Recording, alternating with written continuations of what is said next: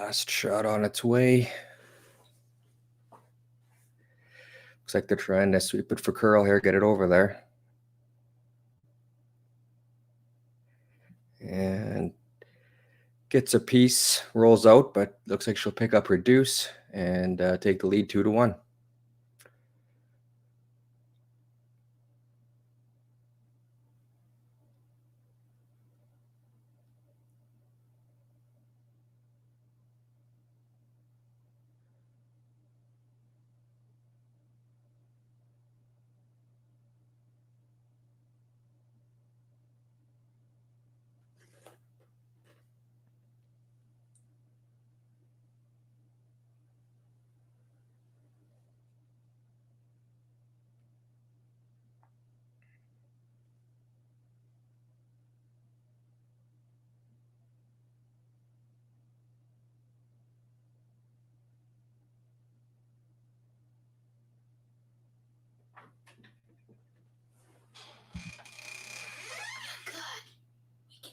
You're not loud.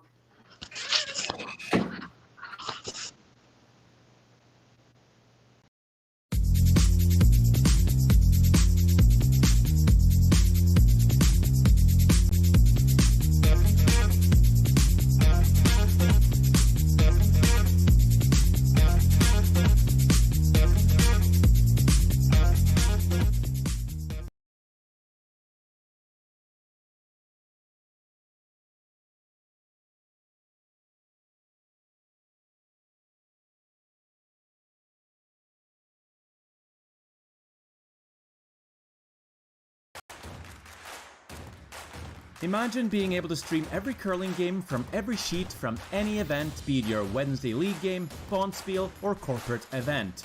Curling Stadium offers an all-inclusive streaming solution featuring high-quality cameras, ease of use, great reliability, and minimal installation.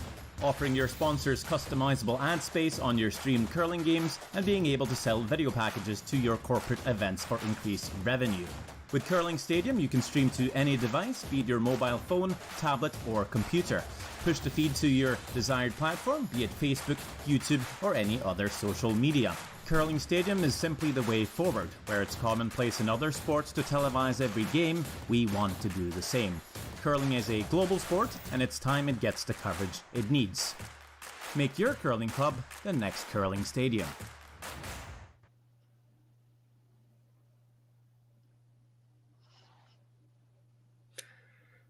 Back here in the third end.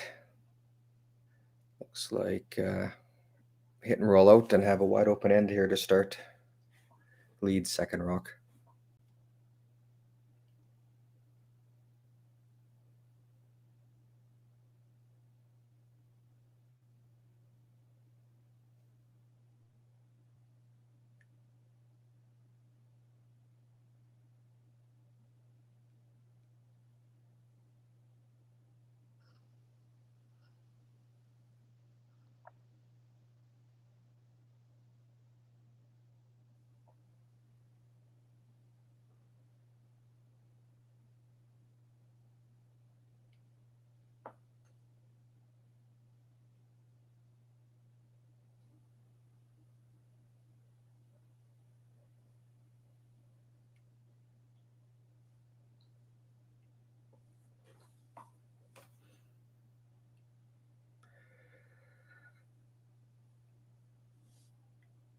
Draws in their top 8. Looks like Kleiter's looking to throw up the corner guard.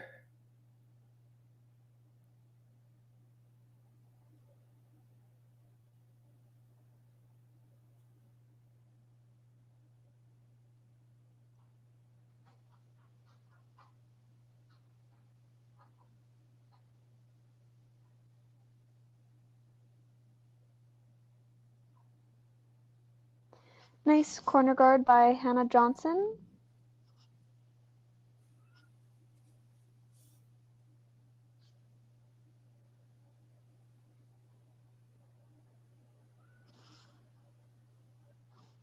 These two teams have worked extremely hard this year. I was mentioning earlier about how both of them have had such success in both women's and juniors. And some of these players are in U18 and Canada Games and Winter Games age groups as well. So extremely advanced curling levels for the ages we're seeing out here, and fantastic shot making so far.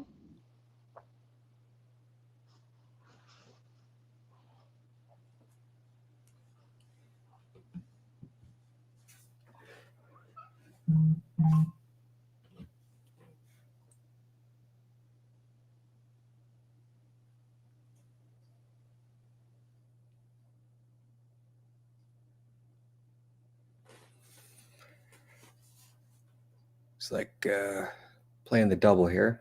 Or, sorry, I missed that call. No, it's a double. Yeah, I believe they're looking to just roll under as well.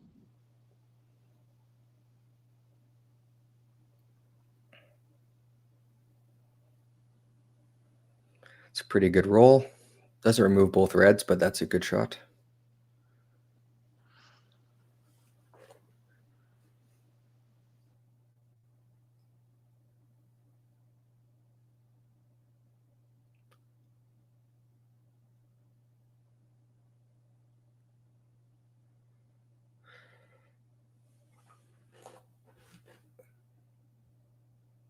So, Sarah, you were telling me during the break there about the coaches in the back. Yeah. So in junior curling a couple of years ago, they introduced coaches being on the ice. In a lot of ways, this mimics what you would have at a national level where the coaches are at a table like you see on TV, and players can somewhat interact with their coaches in between ends and for timeouts.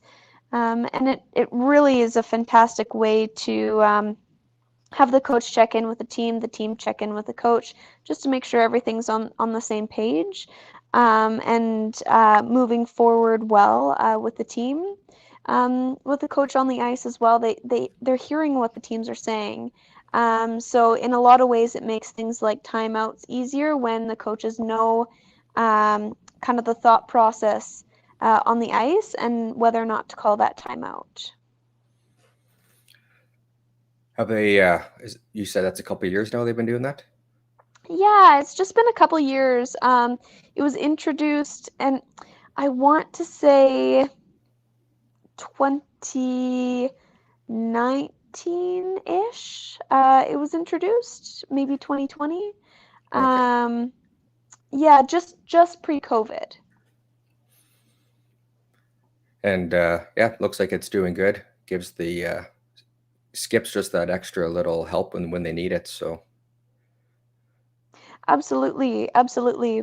And I think it also gives some younger teams a stronger confidence level, knowing that, their coach is out there, and not necessarily, behind the glass, what are they thinking? yeah, It's just that close contact to a person. right, yeah. It's like a hit and roll away here. Looks like just laying the one. This is I believe this is the B semifinal game. Winner will go on to the B final against Taylor, who lost the A final earlier today.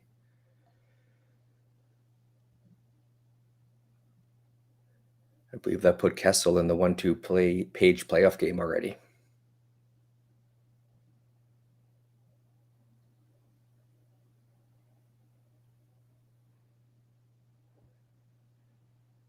All of these teams are so close in skill and in talent. They all train so hard, and it's really interesting to see, how far juniors has come in terms of shot making, calling the game, but also how the teams train off the ice as well. So I'm not surprised that all of these games have been extremely close. Yeah, there's been some good curling. I watched a few earlier this week here, so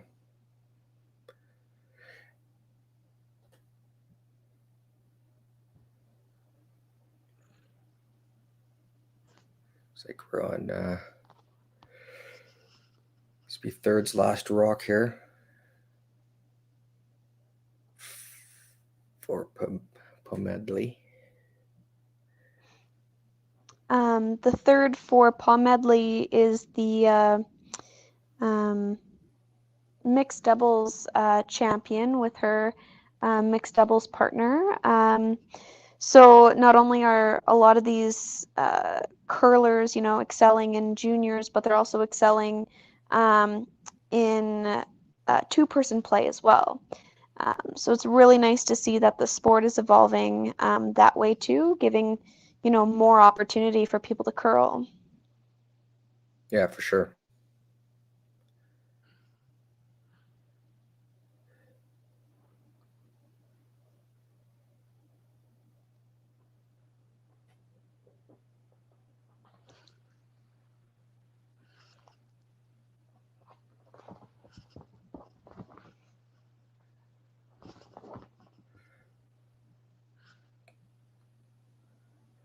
Hit and roll out there, but they're still laying one behind cover.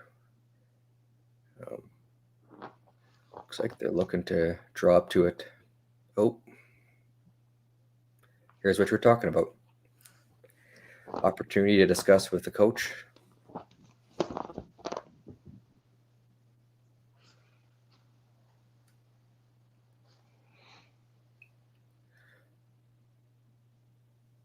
So is it unlimited? They can talk to the coach an unlimited amount of times? I'm not too sure right now what the rule is. I know when they first introduced it, it was once per end for a Okay. specific amount of time. Then it was changed or modified to be so much thinking time used up. Okay. I'm not sure this year what the rule is on that or what the ruling is, but I can definitely look it up here for the next game. Sorry, I didn't mean to put you on the spot. Oh, no, all good. It's a really good question, and I should probably know that answer, but I know in my last year of juniors, it was once per end that you could consult with your coach, and it wasn't like a full timeout. It was just more of like a check-in consultation of, yep, this is the right shot, or nope, you should be drawing or hitting instead. Right. It wasn't a full-on conversation, and a lot of times that helped because you knew that one key shot per end. If you were out to lunch, your coach would step in. Yeah, and Yeah. funny enough, I was actually playing third for Kleiter the year that was introduced. So Yeah. Nice. yeah, my sister is now playing in that spot. So Ah, yeah, and then well, with the world of junior curling being so close knit, the Pomedli team has several players on their team who are also playing together for winter games. okay. So yeah, I think, it's really nice that there can be lots of opportunity for people to play together for many years. That once wasn't necessarily the case. Right. Yeah. Not to date myself, but it's been over 20 years since I was in juniors. So there were no coaches on the backboard, that's for sure. No.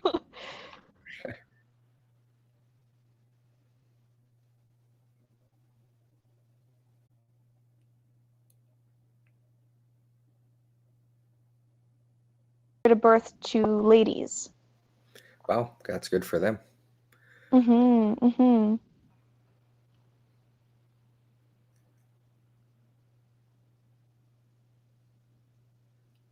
I believe Kleiter has a shot for two here. It looks like it.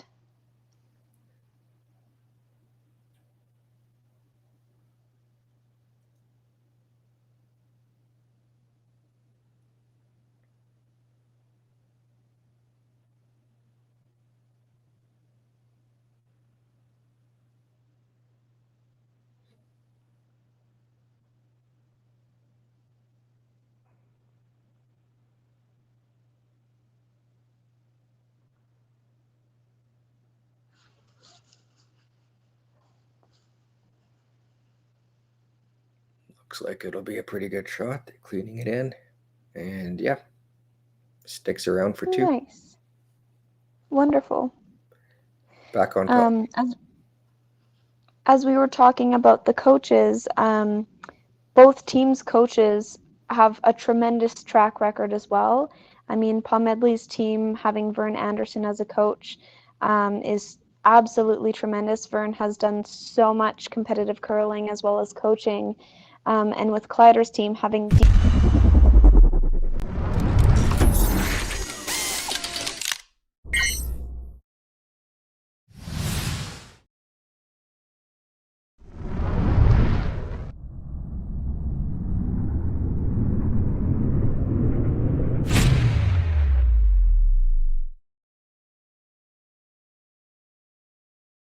We asked Saskatchewan what they know about 5G. More speed, more innovation. It's going to make our lives a whole heck of a lot easier. This is what 5G looks like. Better, faster. Sounds like one more G. Sounds pretty good. I don't know what it means. All you really need to know is the future of 5G is here and will continue improving through investments in network technology.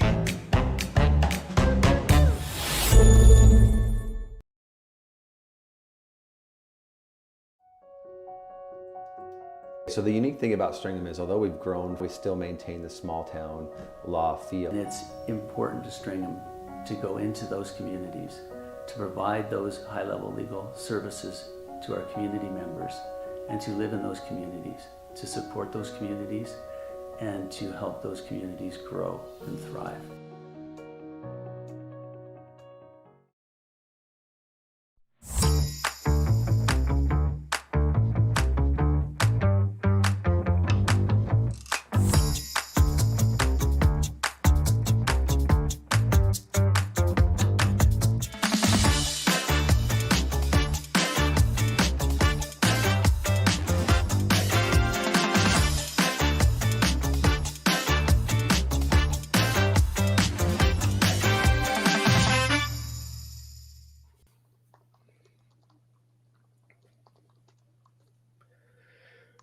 We're tuning back in here. Before the break, I was just mentioning how lucky these two teams are to have the coaches they do, and as well as all the other junior teams at this event. Coaching in junior curling is so extremely important. These two teams, Pomedli's team has Vern Anderson, which, Vern has done so much in the world of curling, both as a curler and as a coach. And you look at Dean Kleiter coaching Maddie, who has both done so much as a curler and as a coach. And you look at some of the successes that these coaches' teams have had in the past. I mean, Vern coached the U18 boys to an international gold medal. You look at Dean coaching Maddie's older brother, Ryland, and their team to several national competitions, including, playoffs and semis in national events. So both fantastic coaches, and it shows based on the level of curling we're seeing tonight. Yeah, and I think, actually, I'm not sure if Kleiter is going to the Tankard or not. I don't remember, actually. I just checked that out recently, too. I think they might be. And talking about the women on the ice tonight, Pomedli's team did extremely well at the Ladies Last Chance Spiel, competing and winning against many established women's teams in the province.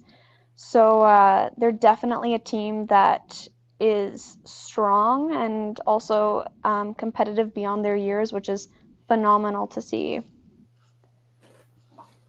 Yeah, for sure. They got many years to come still. Oh, yeah. I just confirmed they did make it. So Wonderful.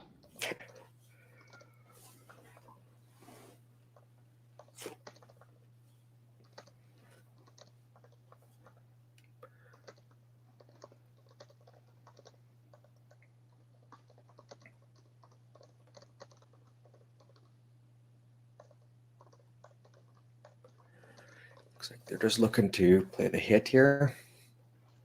We weren't live during the first end there, but it was pretty wide open. I believe the 1 point was a hit and stick.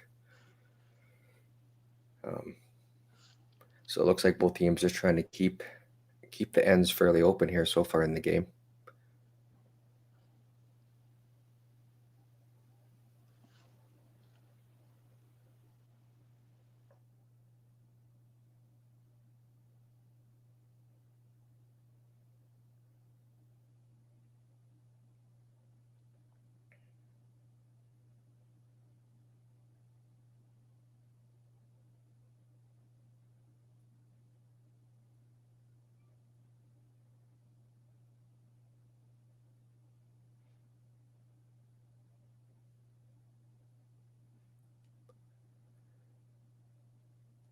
Just trying to draw around here.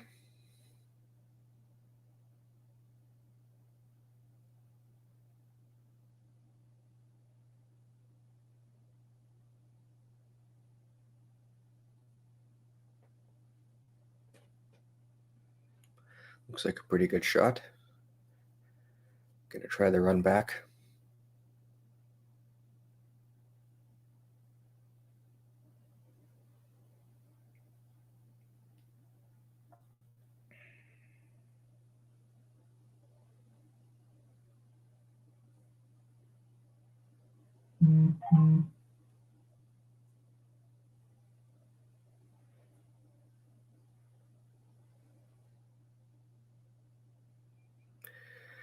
Nice shot there.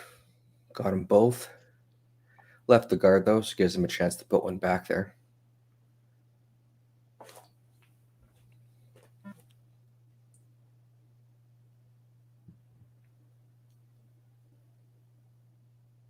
You know, looking at these teams, I look at their jackets and think about how fortunate we are in Saskatchewan to be able to, you know, secure so many sponsors.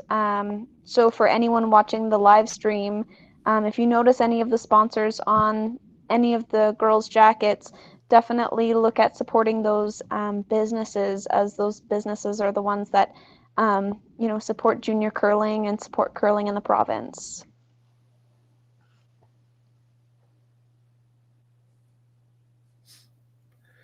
Yeah, the sponsors are, they help cover the kids' costs, whether it's entry fees, travel costs. There's lots of costs involved in curling nowadays. Lots of time. I mean, I'm sure lots of parents are. Well, actually, you know what? You probably can answer this question better. Did your team just jump in the car and go to the Bonspiels, or did you guys have your parents still? Oh gosh, yeah, our parents drove us. I mean, I'm 24 years old, and sometimes I still ask my mom and dad for a ride to the rink. Okay, so But yeah, no, the costs of curling now is getting, you know, quite high, but it's like any sport. You know, you have your equipment, you have your travel, you have your entry fees. And in a lot of ways, the sponsors help with that, but they also help with the training costs. yes.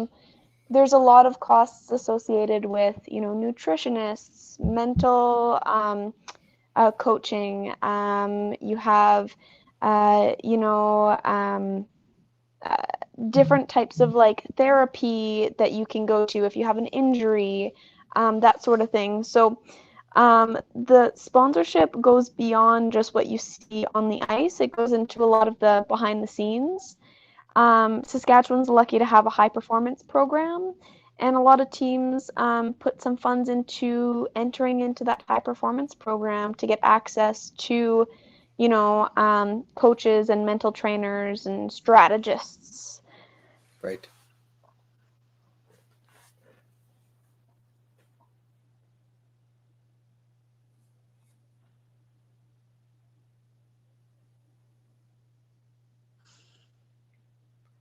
Like rub the guard there. Still got in for a biter.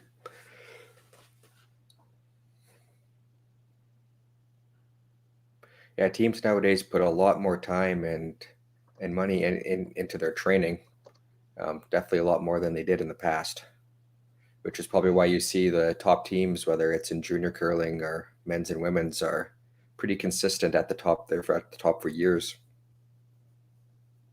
Absolutely. Absolutely. And two, I mean, a lot of the junior curlers are curlers and their students.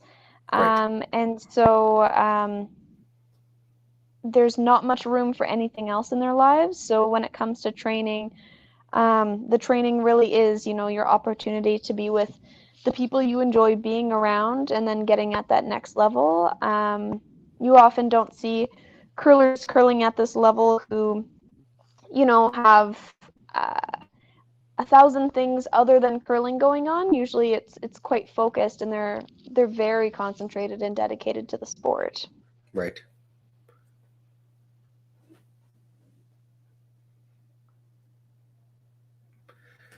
Nose hit there.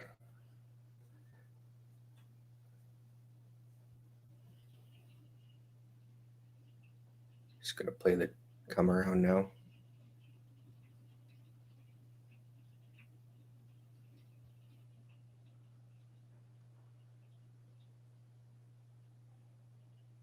Oh, is this last shot?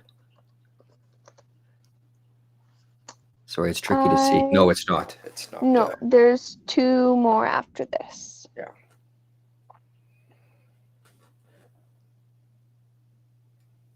I'm still having some technical difficulties on my end on the screen here, so.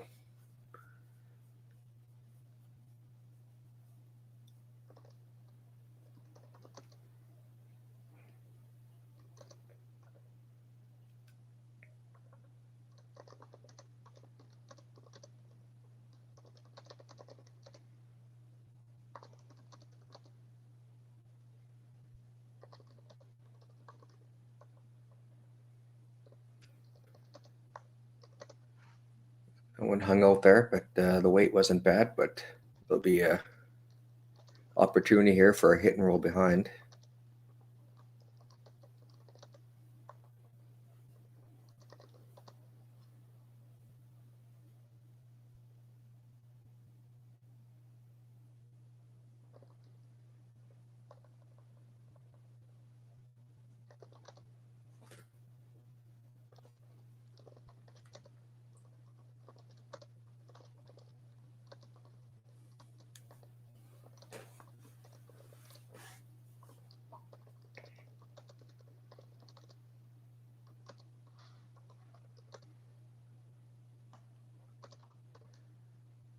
Last shot coming up here for Kleiter.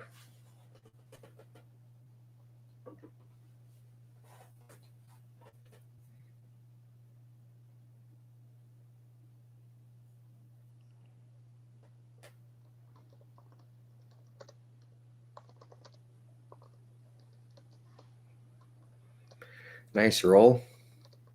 Looks like there might still be a piece there. But she is elected to draw. Jenna's draw game is quite strong. Their hit game is extremely strong as well. But it's fantastic to see curlers with the confidence to just say, nope, although there's a rock in the forefoot, we're going to outdraw it, which is something that I know even just a couple years ago wasn't necessarily the level that we were playing at, and now we see this level of curling, and it's fantastic to see that it's evolved to the point where skips are just ready and willing to outdraw something on the 4. Yeah.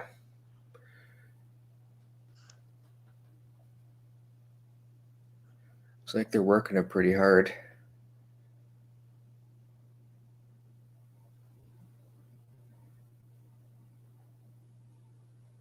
Looks like the weight's pretty good. Looks like gets her 1, ties up the game.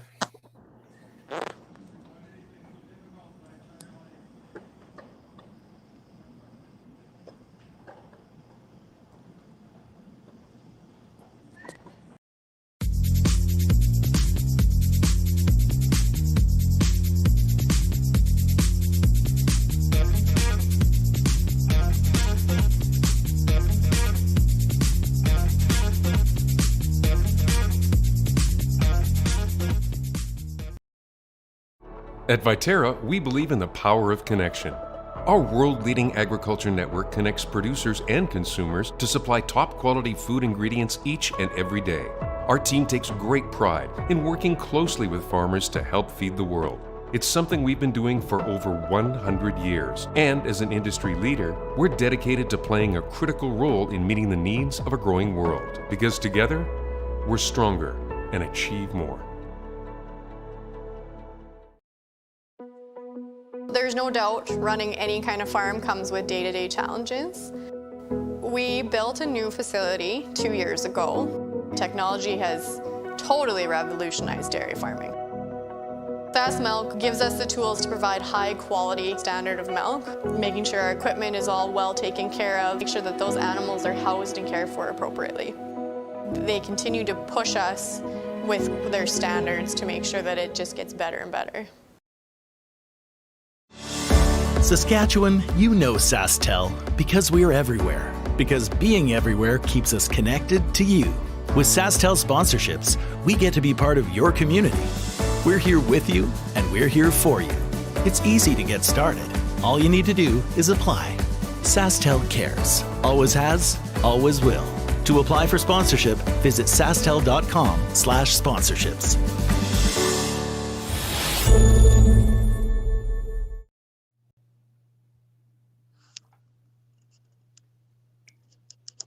Back here in the fifth end.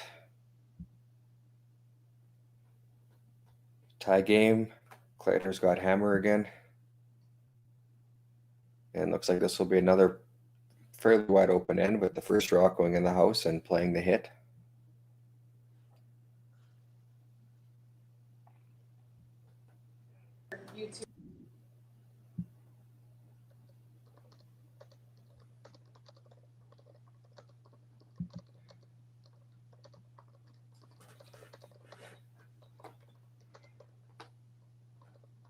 Sarah, are you aware, are they playing the no tick rule here? Did that make its way down, or is that still just in the upper levels where they play that? You know, I'm not too sure, but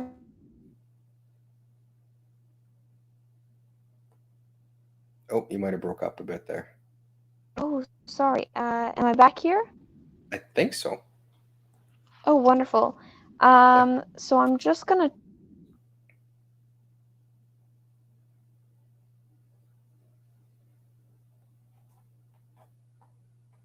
Oh, we might have lost her again.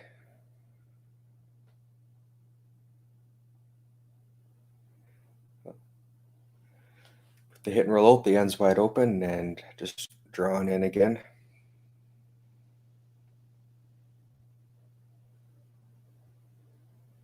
Putting up the corner guard.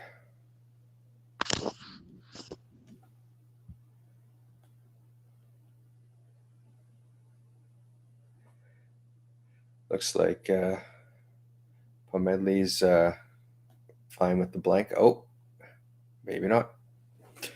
Another coach's talk going on here. Maybe telling her to look at the score and decide what to do. It'd be good to force here, keep hammering the even ends. Scoring her one last end got the hammer away from them in the even ends, so that's it's always positive to have hammer in the 10th end if you can. Yeah, she's changing things up, being more aggressive, going for the center guard.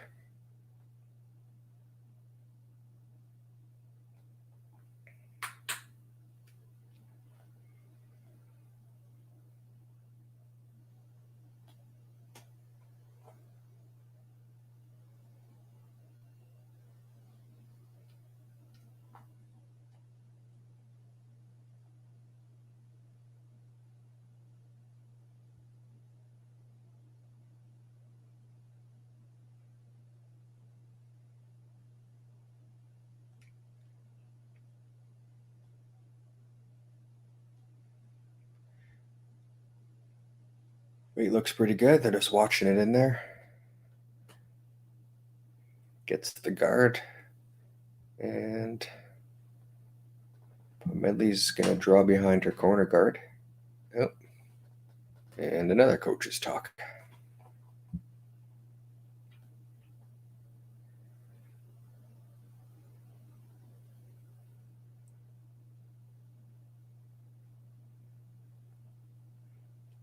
Gonna open up the center. Try to leave yourself with 2 corner guards. So I couldn't find anything to say that they weren't using that they were using the no tick rule here in juniors. Okay. And I just went on the Curling Canada page for the junior curling rules. So it doesn't sound like it, you're thinking? No, it doesn't sound like it. I mean, I don't think that like the tick is part of the game in the junior curling too, but it might not be used as often as it is in the men's and women's. Yeah. I also think too that just because curling that they're introducing it, and that they introduced it this year, it might be something that they adopt in the future. Right. No, I know they're not. I mean, I know they're using the no tick rule in the the big events that they're putting on, but I don't actually know if they're using it in the Tankard and the Scotties either. Actually. I believe they might be using it at the Scotties Provincials, just because they used it at some of our last events of the season. Oh, okay, that makes sense. Yeah. And I thought that it would have changed our strategy more than it did, but for the way we like to play games, it didn't really affect us all that much. I can see it affecting teams who are really good at the tick and who play it often.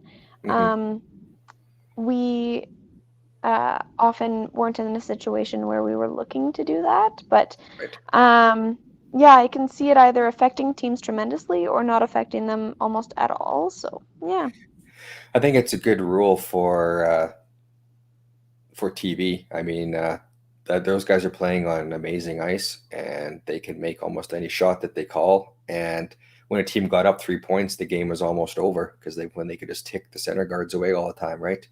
So it's definitely opened it up a lot. Or actually, it's not as open as it is when they later in the ends. It gives teams a chance to come back, I guess is what I'm trying to say, which is definitely a lot more fun to watch. Absolutely. Looks like that draw is a bit heavy through the house. Kleiter will have a chance to draw behind again.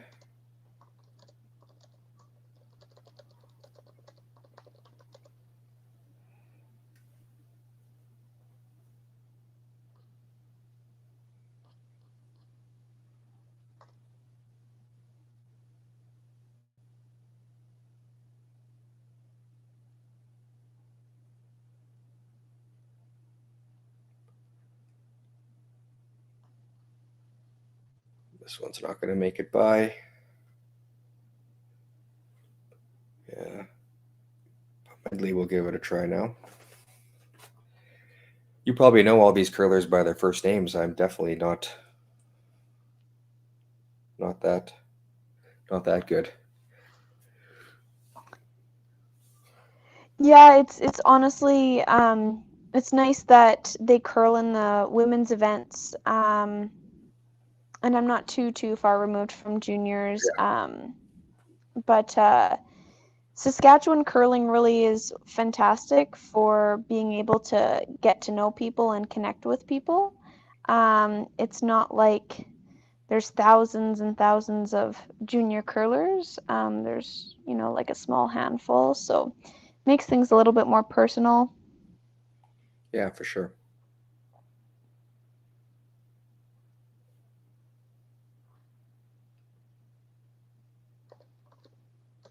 Looks like they'll attempt the run back here.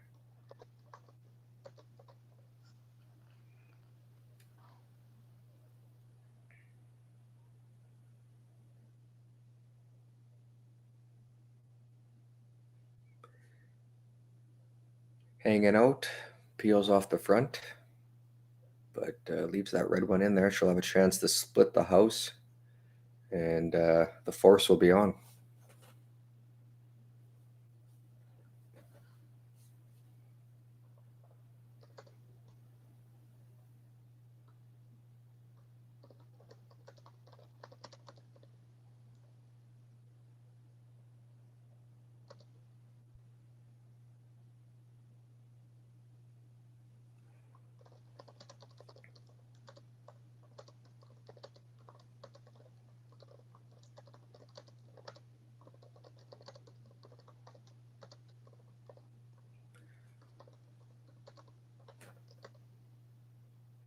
So a lot of the time, the junior women's events are on when the junior men's events are on. Is that like that all throughout the year at the Bonspiels and stuff too? That's what it was like when I was going through juniors. I know that there are a couple events here and there that aren't together, Okay. but for the most part they are. And even some of the larger spiels, not just the Q spiels, but some of the spiels are together. Yep. And then based on who hosts the Q spiels, that's when they have to separate them. So if it's either a smaller rink or if there's lots of entries, then they'll split the men's and women's. Okay. And that makes sense. And when you were in juniors, did they often do men's and women's together as well?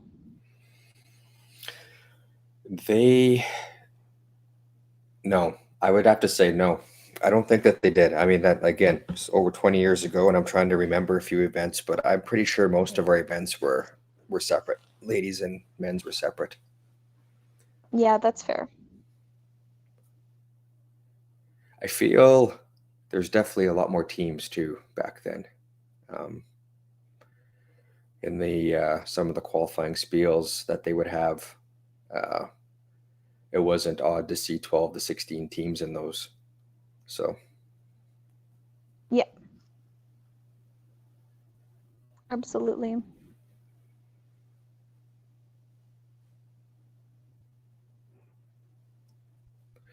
Nice hit and roll there.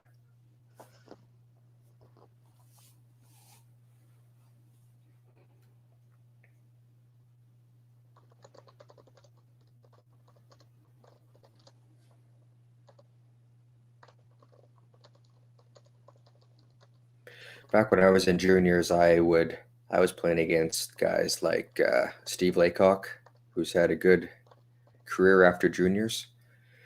Well, he's the one I can remember the most because there was this. My family will always tells me that I always bring up this one game that was at a qualifying spiel 20 some years ago. It was the 10th end, and Steve Laycock was definitely the team to beat that year. And we had one on the button, bunch of guards in front. He threw his last rock. It was hanging outside. Looks like we were going to get the win, and it picked and went straight to the button for him to count, tie the game up, and he ended up winning it in extra ends. But that's my claim to fame, almost beating Steve Laycock. I love it. That's fantastic. That's how curling goes, though. I mean, like, sometimes you can have the best game of your life, and then one picked rock changes things, or vice versa. Yeah, exactly.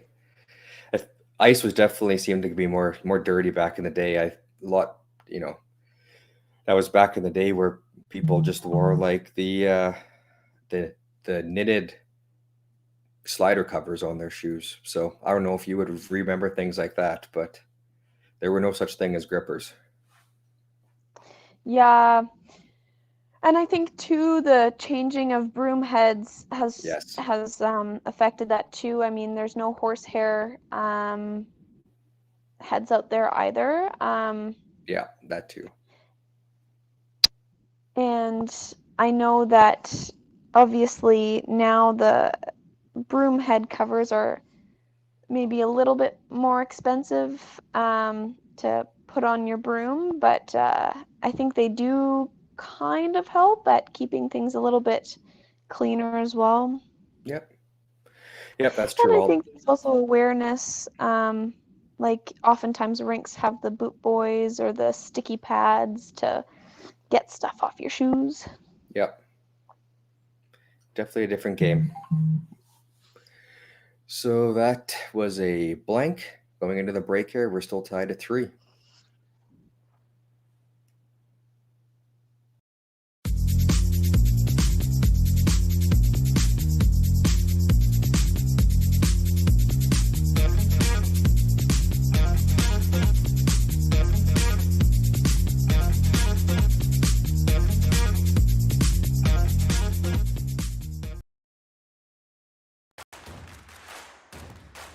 Imagine being able to stream every curling game from every sheet from any event, be it your Wednesday league game, bonspiel, or corporate event. Curling Stadium offers an all-inclusive streaming solution featuring high-quality cameras, ease of use, great reliability, and minimal installation. Offering your sponsors customizable ad space on your streamed curling games and being able to sell video packages to your corporate events for increased revenue. With Curling Stadium, you can stream to any device, be it your mobile phone, tablet, or computer. Push the feed to your desired platform, be it Facebook, YouTube, or any other social media. Curling Stadium is simply the way forward. Where it's commonplace in other sports to televise every game, we want to do the same. Curling is a global sport, and it's time it gets the coverage it needs. Make your curling club the next Curling Stadium.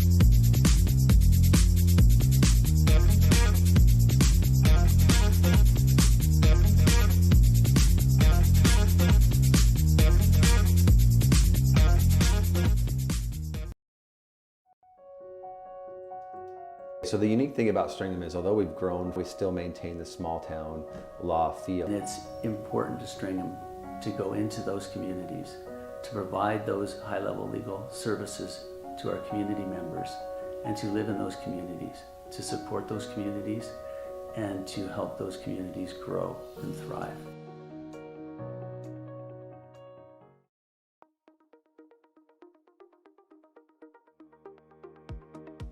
CURLSASK is proud to announce Friday, January 27th as the Affinity Credit Union Curling Day in Saskatchewan. We reached out to Saskatchewan for help with creating a new t-shirt design for this special day.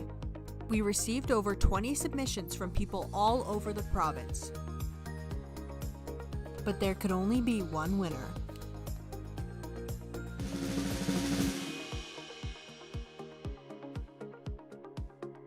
Congratulations to Amy Fredette from the Estevan Curling Club. CURLSASK is so excited to use this design for our Provincial Day of Curling on January 27th. Today, online bullying is more common than ever, but there is help. SaskTel wants to solve this problem. It's why they created Be Kind Online. If you're a victim of online bullying or know someone who is, or even if you just want to stop it from happening to anyone, this is a place to learn what you can do. You can find lots of tools and tips to help you stand up to cyberbullying. Be Kind Online is a place to learn how to stay safe as well, to learn best practices and plans to stop cyberbullying before it even has a chance.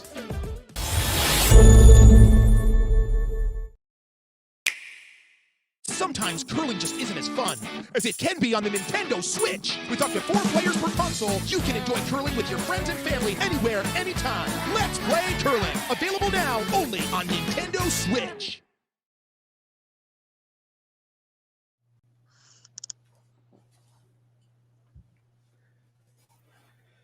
Back here for the 6th end, and first rock slides into the house.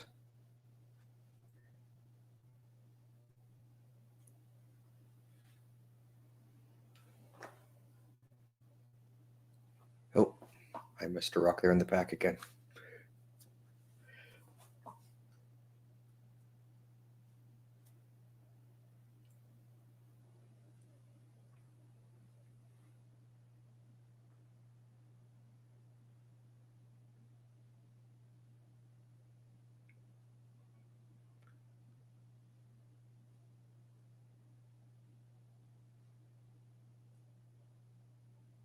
Great sweeping from the Pomedli sweepers.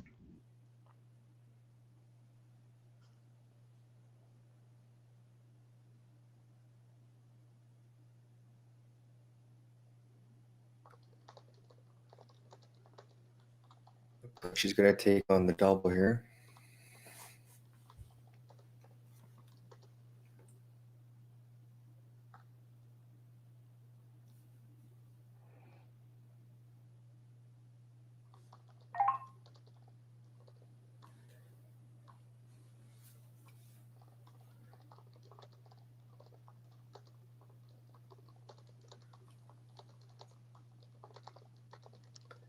Ooh, flashed that one, unfortunately. Pomedli will be able to put some pressure on here.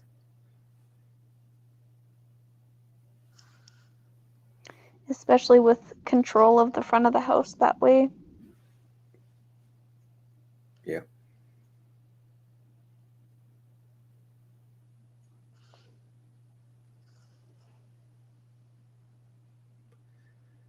I think she's talking with her coach. I'm not sure.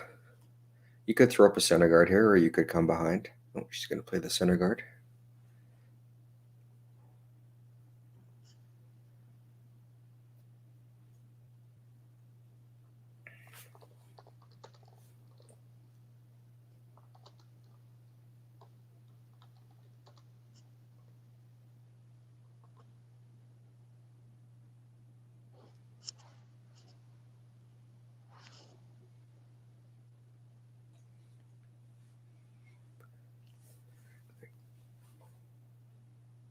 I think the weight's not too bad on this one.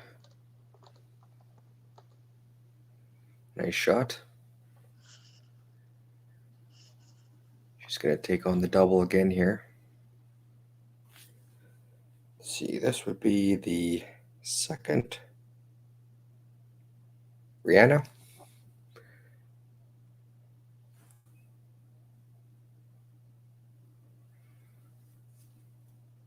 I found a list of names now, so I can use people's names instead of just red and yellow.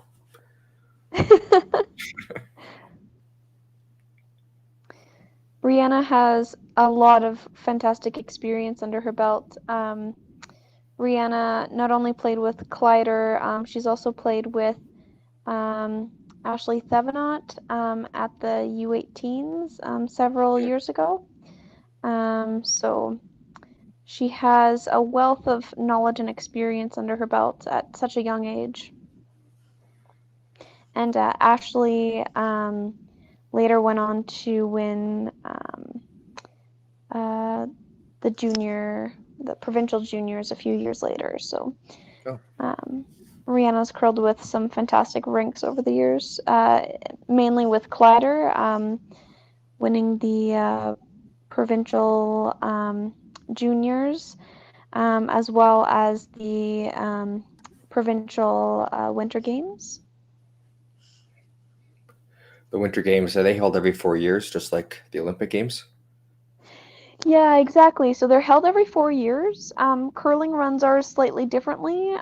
So we have our winter games, and then from there we do Canada Games trials. Okay. So the winners of winter games do not always go on to represent Saskatchewan at the Canada Games, which is held afterwards. Okay. And some notable alumni for that would be people like Amber Holland, who competed in the Winter Games, and people like Skylar Ackerman, who's now curling in women's. So yeah, some great curlers go through the program, and it's wonderful to see that Pomedli's team is doing so fantastic in that program as well. Yeah, for sure. That was a nice run back double by Kleiter. So you mentioned Ackerman. I also curled against shoot, what was his name? Another Ackerman, but I'm just wondering, is she young or older, Skylar? Skylar's younger. Skylar actually, Chantel curled with Skylar for several years, and oftentimes competed against Maddie and Jenna, who we see both skipping tonight. So yeah, Skylar Ackerman is younger. Her older brother Carson also represented Saskatchewan at the Canada Games. Yeah, it's fantastic to see how the Saskatchewan Winter Games and the Canada Games can really spark an interest in a whole age group of people and cohorts that continue to be in that cohort up until women's and through women's and men's. It's great. Yeah. I used to play against Jason Ackerman, so he would have been probably older than both of those, maybe just a relative of them.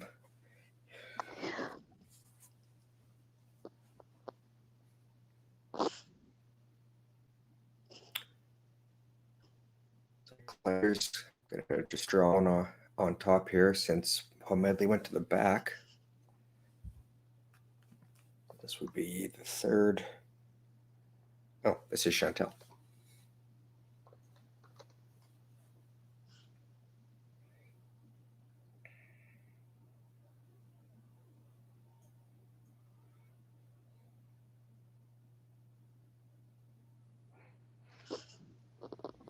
Comes the stop at the back four.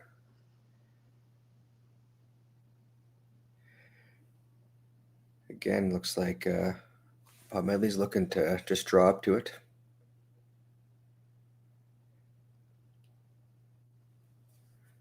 Third for her is Alyssa Remichello, which I believe I curl against her mom and dad. I think she's from Mormon, if I'm correct. If I am correct. Yeah, her older sister Amy curled at the same time as I was curling. They're a fantastic curling family. Yes. So shout out to the Rumshilos who are listening tonight. Yeah, I don't think I've ever beat any of them. They always kick our butts, but they're always fun to curl against.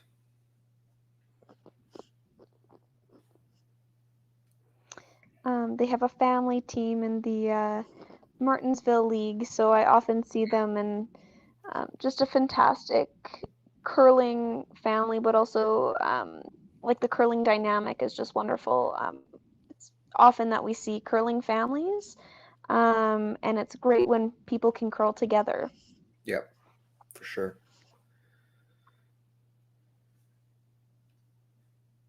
It's like they come up. Kleiter comes up late as well, so still just the one yellow in the back. And they're going to play the draw around as well. This would be Skip's first rock.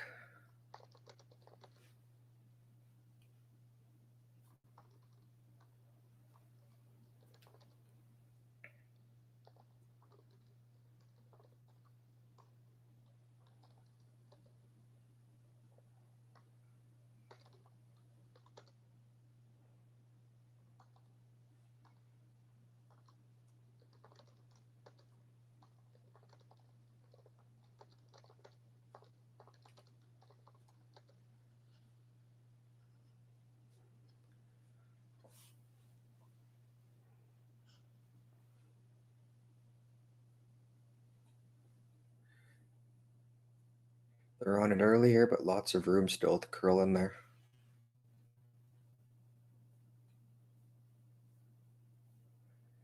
Weight looks really good.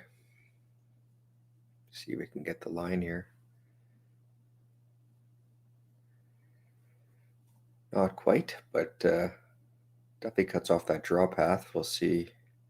Is Kleiter going to play their bump up? Couple options on that one. Yeah, I agree. It's oh, and coach is looking at it. We might see one of those communication moments. Yeah, he looks like he likes the tap on the other side, but yeah. Yes, he does. And we saw the coach, shuffle to the side to get a better view. That's also a benefit of having the coaches on the ice is, you're not just sitting in your chair with one view. You can kind of move to see what's going on in some situations. Yeah. Which also helps with, when and why to call timeouts. So I don't think the clock stops when they call their little coach timeout here, does it? No. And for the people at home, the clock is based on thinking time. So when the opposition stone stops, your clock starts, and then your clock will be paused when your thrower delivers their stone across the tee line. So it's no longer running time, which used to be where it was how much time it took the rocks to go back and forth. The thinking time definitely helps when you have teams who play really open ends with lots of hits.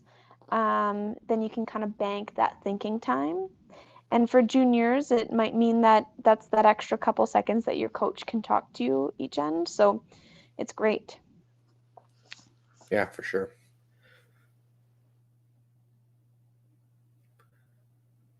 Looks like she's elected to play the raise on this side after the coach's chat. Looks like they're trying to hold the line for that outside one, but it's going to tap it towards the edge of the rings there. To see, Pomedli could play that raise on the center one, or possibly angle that one she threw first and onto the forefoot as well. Looks like that's what she's looking at.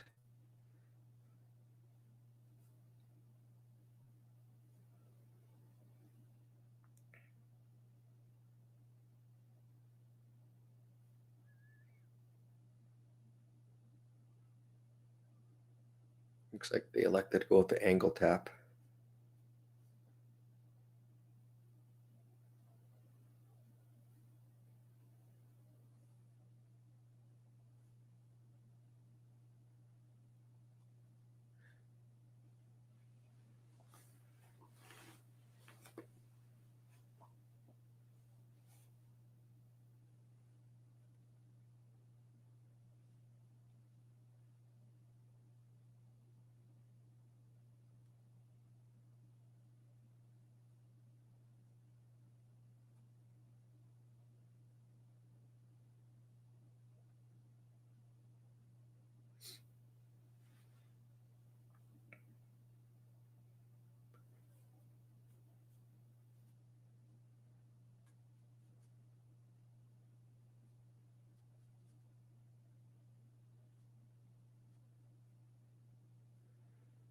Stone on its way.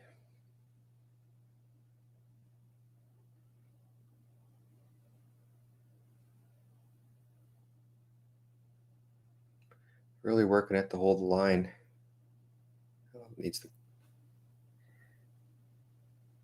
Oh, looks like it just needed to move another couple inches. Weight looked pretty decent on that one. Yep.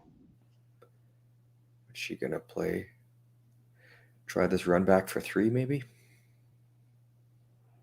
It's definitely there, and definitely it's definitely possible. Yeah. Oh, coach is up again.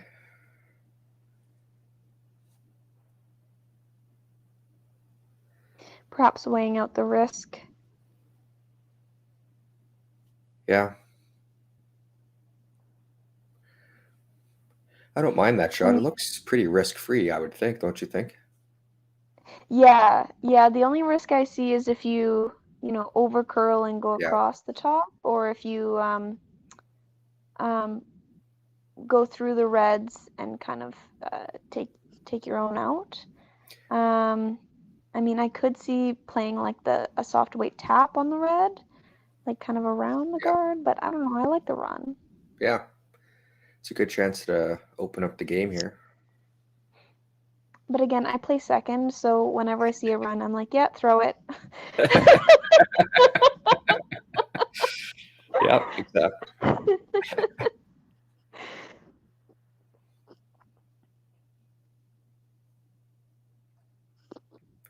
Looks like looking at shots over here would definitely just be for the 2.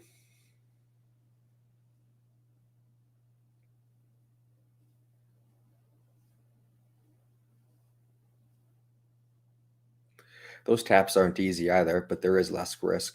Less risk to take your own out because you'll be playing quieter weight.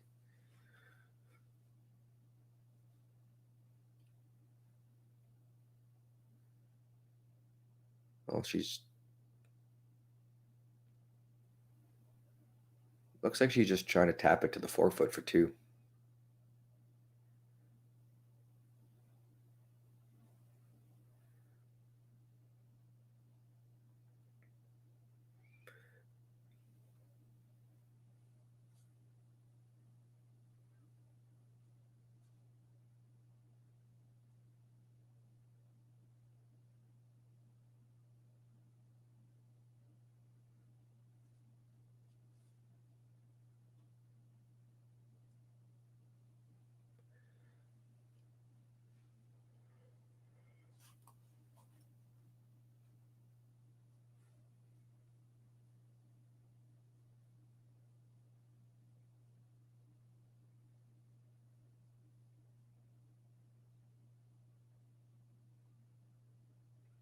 Definitely needs to make a move here. It's also hanging out. I wonder if they're going to switch it up for plan B here if she has enough weight to take that red right out. Look at this. Looks like plan B worked. Oh, not quite. Did it? Not quite. So close. But you know what? Those plan Bs, you always have to have them in your head, looking for them.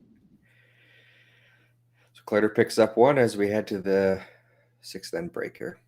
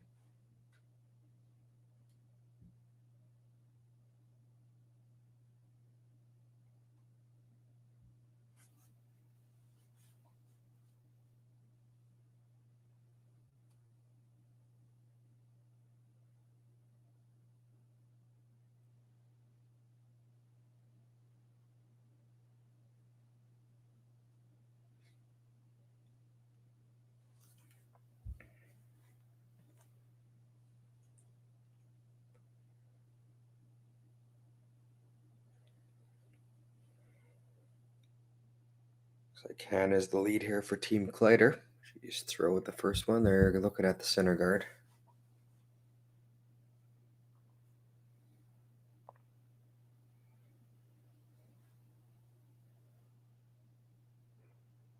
Hannah works in aesthetics. She's quite the talented esthetician as well as curler. It's interesting because in juniors you have a range from, people in high school, people in university, people in college, and people working. And so it's always interesting to see, what people are up to because it's such a time of transition. And some teams have, one of each. Some people have all people working. Some people have all students. So, yeah. Yeah, and a lot of people also curl together that don't necessarily live in the same city anymore either. Exactly, exactly. And I think that's the case with both of these teams. Right.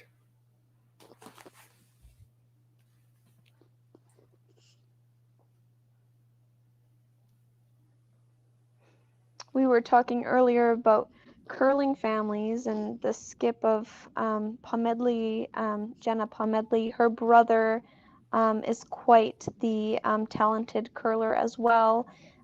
I believe he booked a spot to the men's tankard, if I'm not mistaken. So yeah, it's really interesting to see, and his team also went through that Winter Games program. So yeah, CURLSASK is doing some great things with that program and the high performance program. That's really, accelerating Saskatchewan's ability to produce fantastic curlers. Yeah, for sure.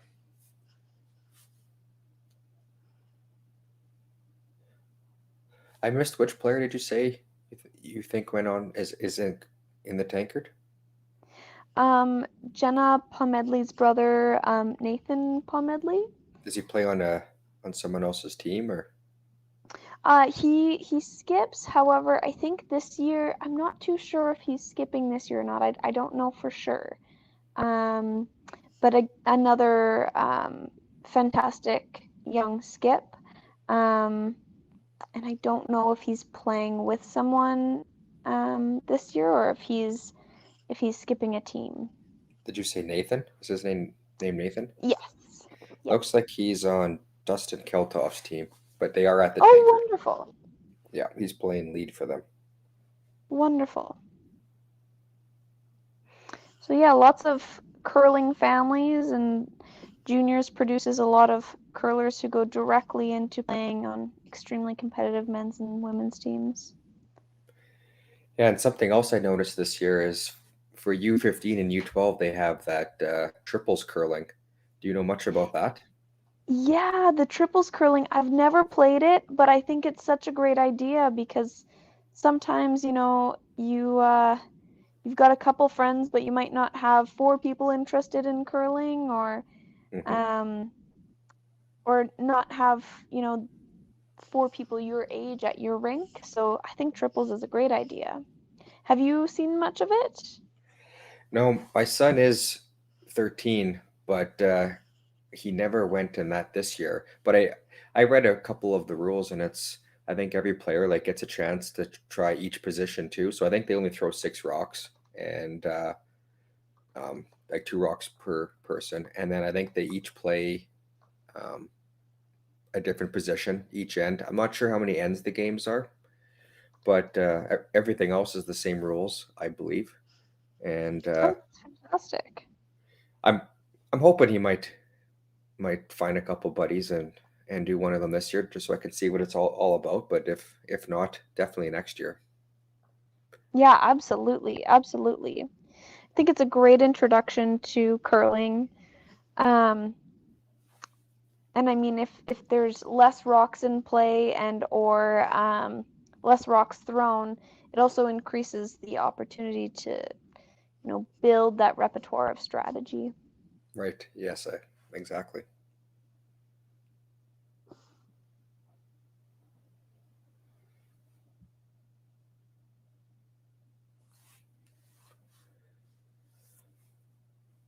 Kleiter's looking to freeze onto that one on the button there.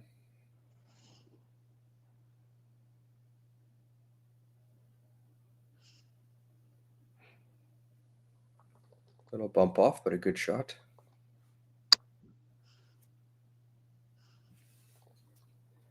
I was just checking the other scores here. I see there is, I believe these are both other C games. Todd and Schlechter are tied 2-2 after 6. Did I say that name right? I think I did. And Kesserling and Reschers. Kesserling's up 6-5 after 5.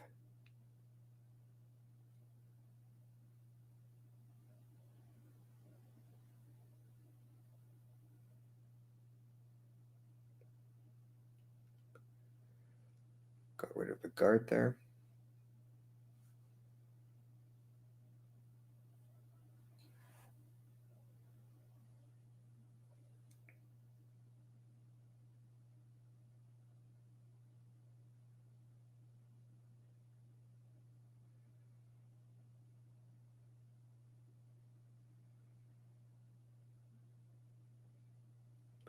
I believe she's looking to replace the guard.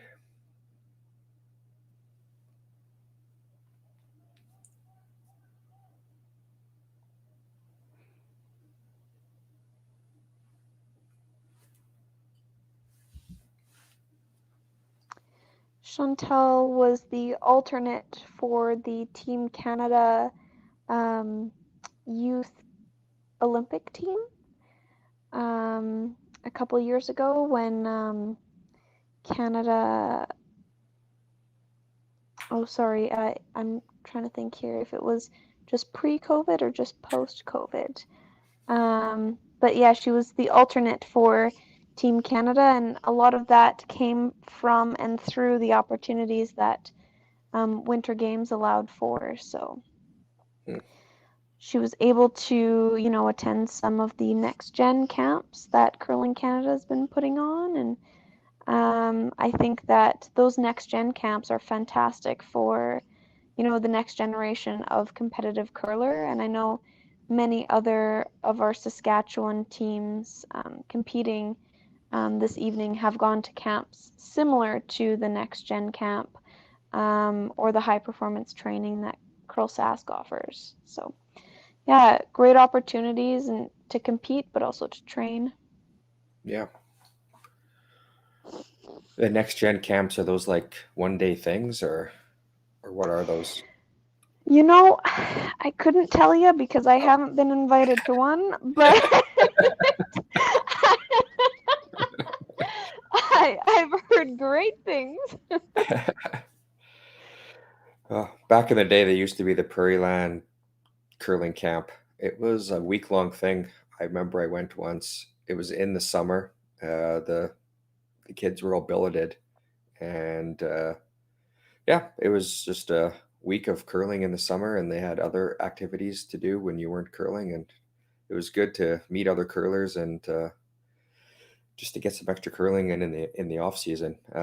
Nowadays, I'm pretty sure most of these teams are doing some kind of training all year round anyway, whether it's working out in the gym or meeting with, as you mentioned, all kinds of other mental coaches and things like that to help improve their games. Absolutely. Yeah, the Prairie Land camp is fantastic. It also allows teams to meet each other and form up their teams. Because as you said before, a lot of these teams aren't all from the same town. Yeah. So with the Prairie Land, you could use it as training, but also as networking. So that's still going on? I didn't even realize that. Yeah, and I believe it's like a camp series now. Okay. Yeah.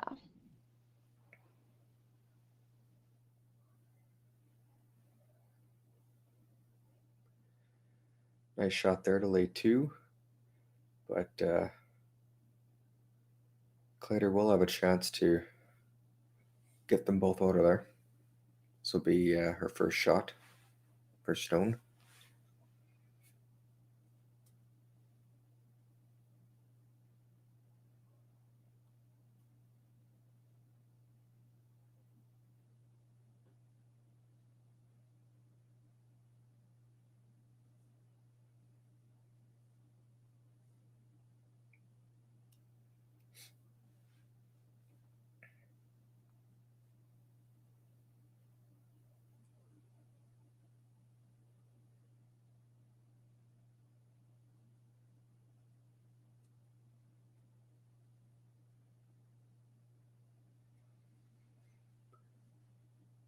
Rock on its way. Just over curls a bit. Hits and rolls in front. Not too bad. Most likely going to have to deal with that one.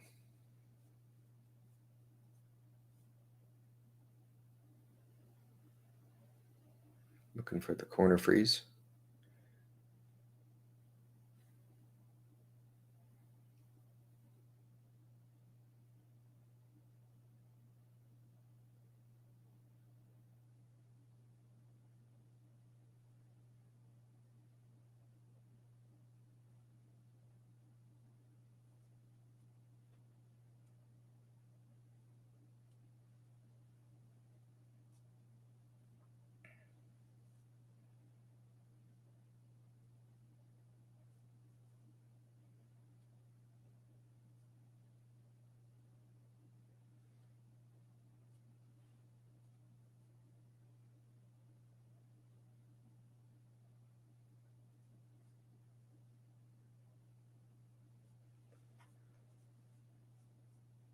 Looks like this one might have a little bit extra weight on it. Sweepers are just watching it. Yeah, let's see if it curls enough just to kind of tick off that yellow. Just a little heavy. We'll assume that Kleiter will try the double here again.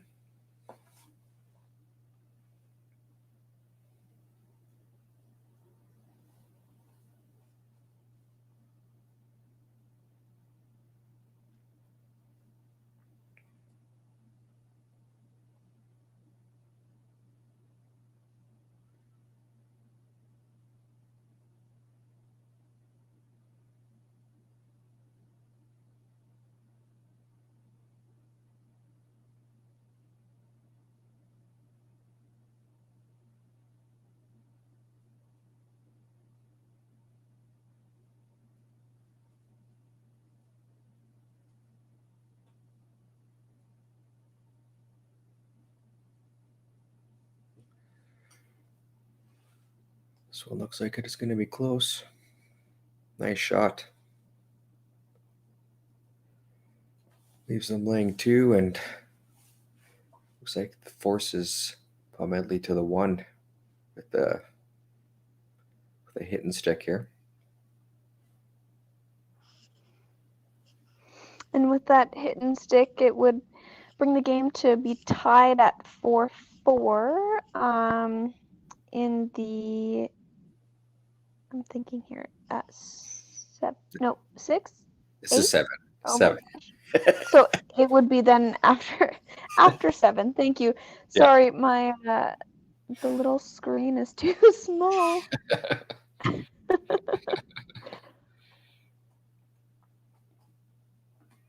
I overtook my son's gaming computer, so I got a nice big screen to look at. Oh, lovely, lovely. This looks like a good shot to get her 1. Nice hit and stick here. Yeah, so after 7, we're tied up at 4.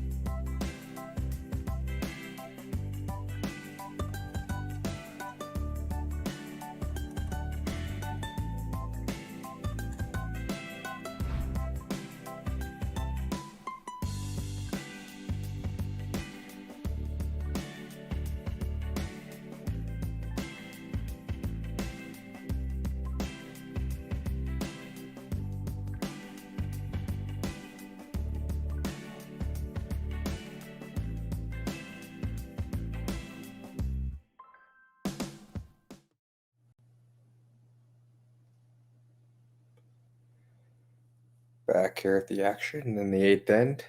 We're on, looks like Pomedli's leads second rock here.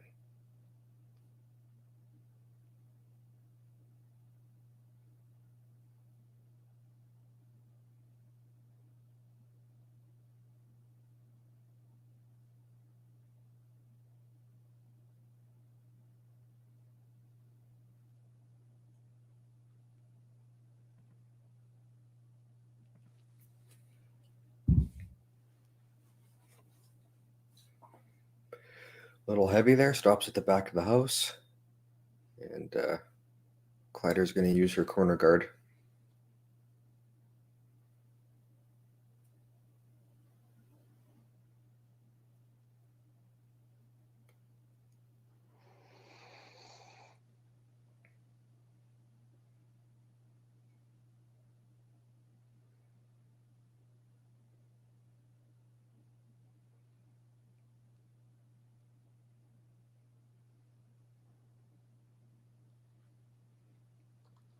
Looks like this one's coming in a bit heavy too.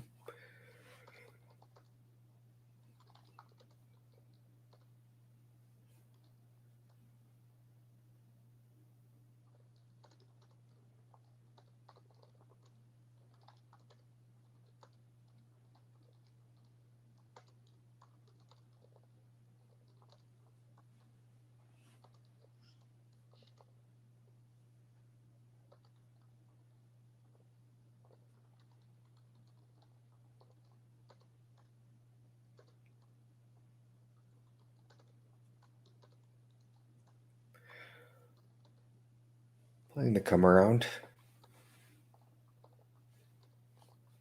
Looks like she just squeaked that one by. A little bit heavy there. A little bit heavy. Yeah. Stops back 8, but looks like Kleiter's going to open things up now.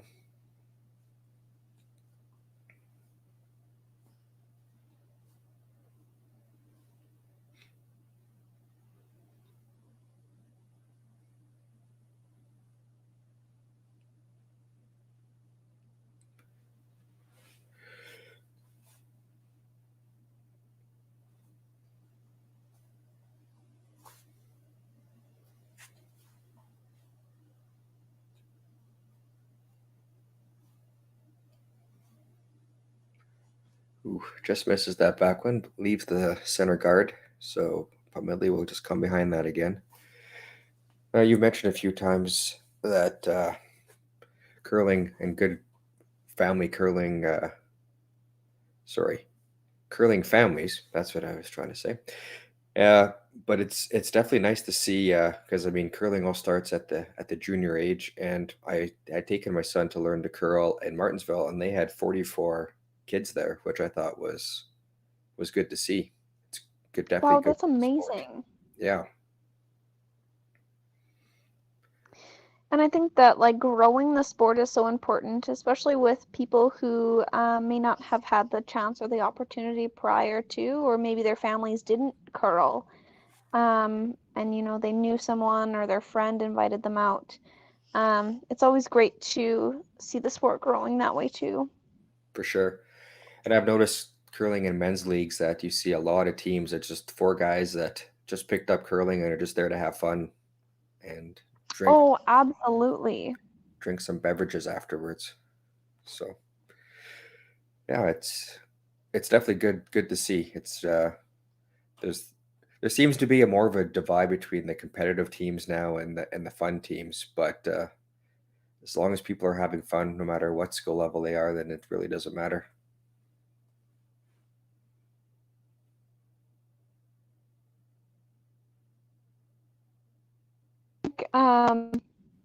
Even the mix of curling too. I know for myself, I've got a couple friends that were curling in the Thursday night league in Martinsville, and some of us have curled competitively, and for the one guy it was his first year out. And you know what, that's fun too, because it's for the competitive people, and now you're playing in a non-competitive space and you can just relax and have fun. for the non-competitive people, you can kind of taste the competitiveness or the desire to be competitive from the others. So yeah, I think it's great when communities can just get together and curl. Yeah, for sure. I know some of my best memories are curling in small town bonspiels. They used to Oh, be, absolutely. they would have tons of teams. You would have dances and suppers. I mean, that stuff isn't quite as common nowadays, but it definitely would be nice to get back to doing stuff like that.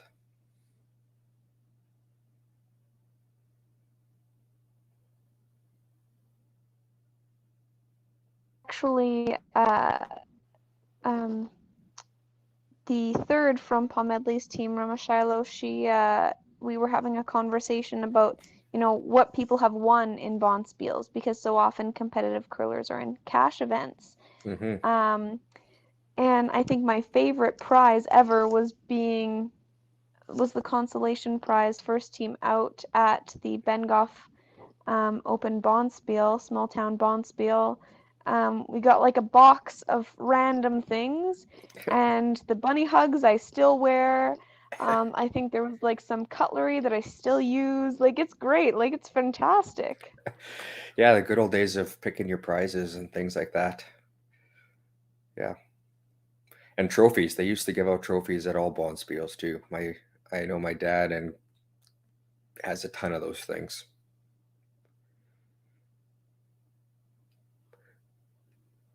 Looks like she just gets a piece of the front one there.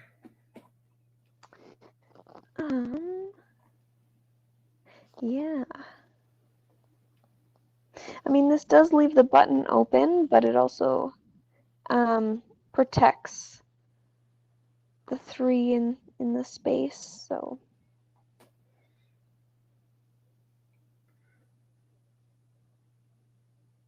That's the trouble with rocks slipping in the back of the house. You're never too sure if you should guard them or what. Yeah. Well, tight guard here isn't bad. If she freezes up to it, then you can always freeze up to her. It definitely puts a lot of pressure on her to try to score a deuce.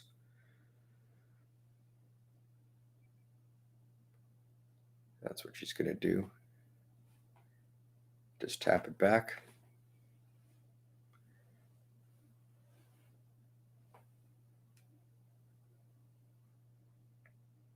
Oh, looks like the coach is up again.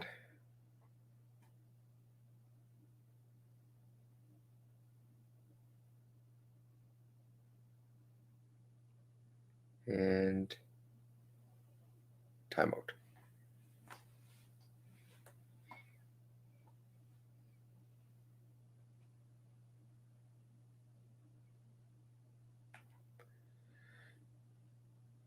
Not sure what he would be talking about here. Maybe he wants her to open things up.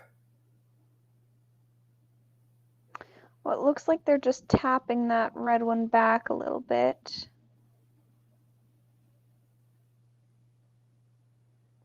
Backline hack.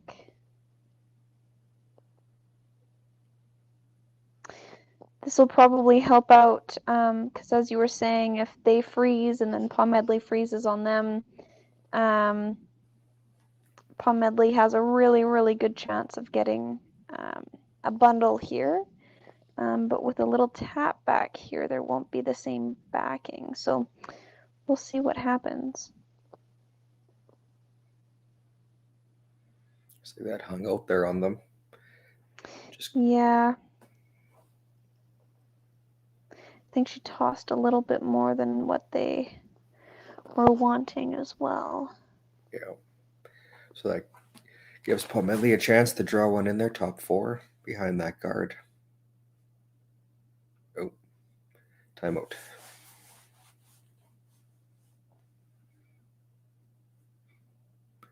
I don't mind the draw top four. I'm not sure what else the coach sees here. Maybe he just didn't like the turn.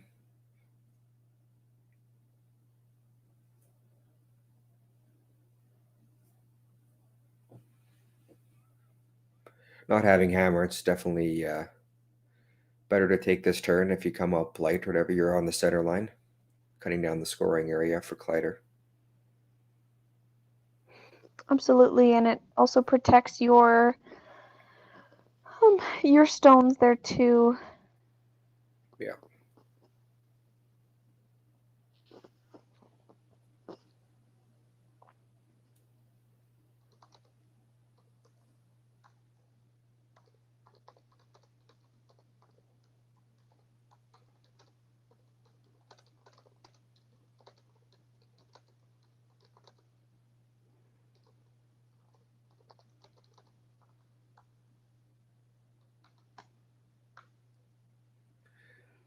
They're working this one. Looks like it might come up a little light here.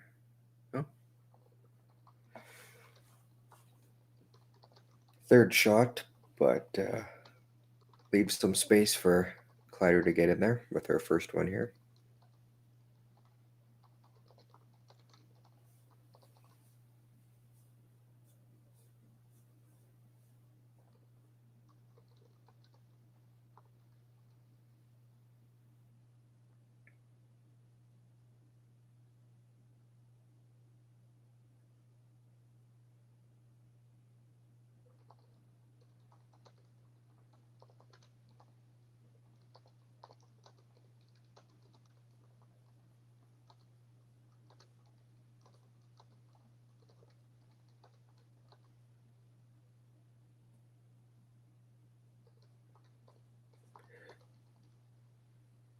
Just playing the draw around, top 4.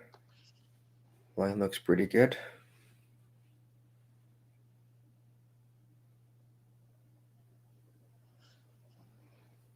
It's a great shot by Kleiter. Fantastic draw there.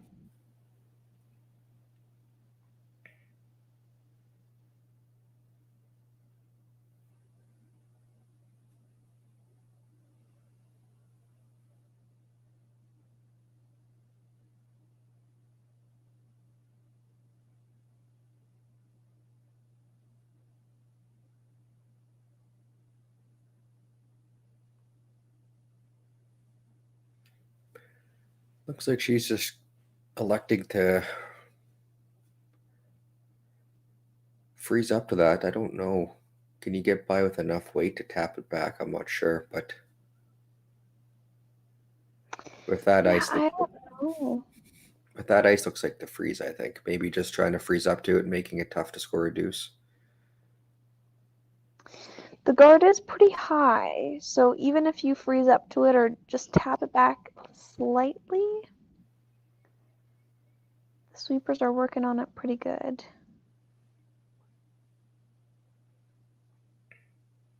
Looks like just a draw.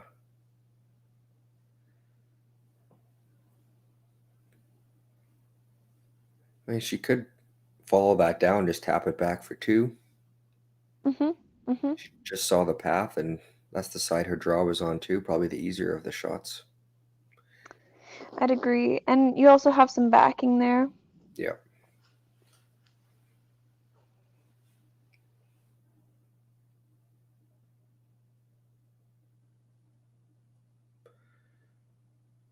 So this is the last rock of the end. Draw. Well, I guess I'll call it a draw / small tap for 2.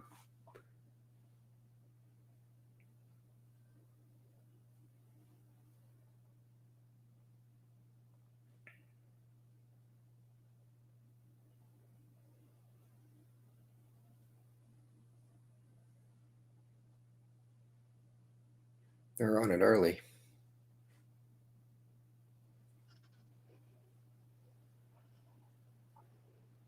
Still hanging Needs to open. curl though a little bit. Yeah.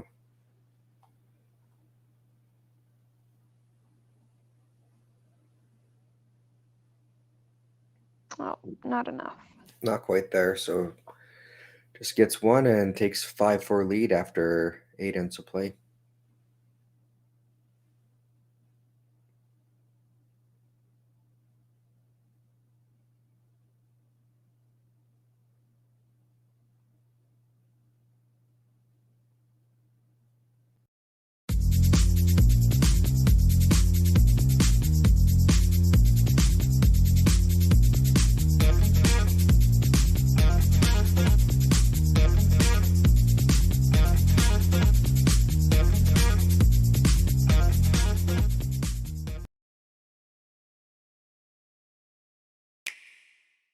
The roaring game.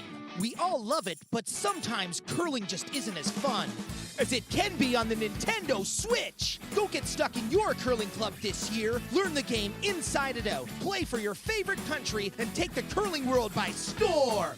With up to 4 players per console, you can enjoy curling with your friends and family anywhere, anytime. Let's play curling. Available now only on Nintendo Switch.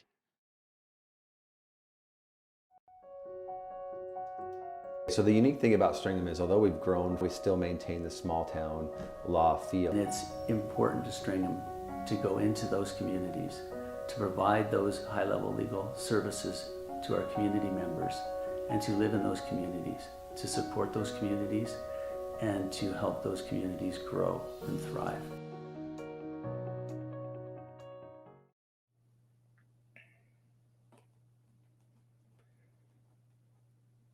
Back here in the 9th end, Kleiter up 5-4.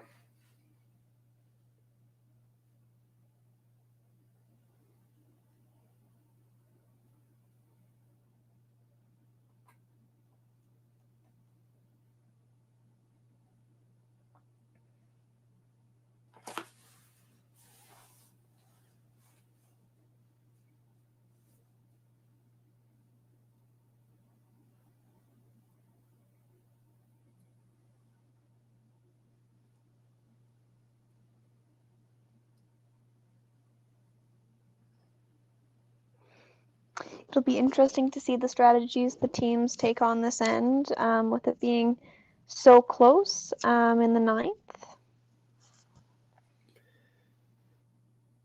Yeah, she's coming around the center, so it's a little bit light, but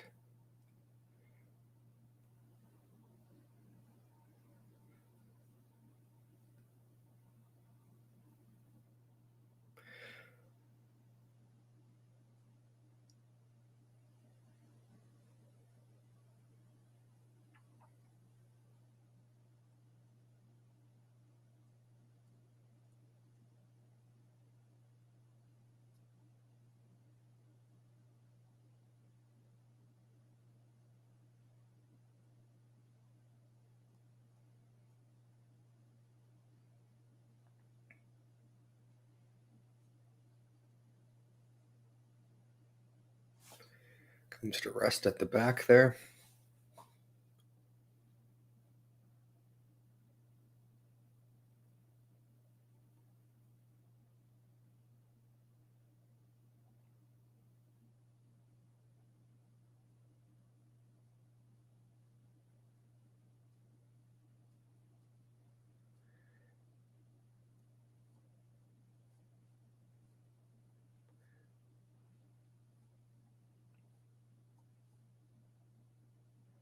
Looks like this one's coming in heavy too. Might come up to that, come to the back of the house as well.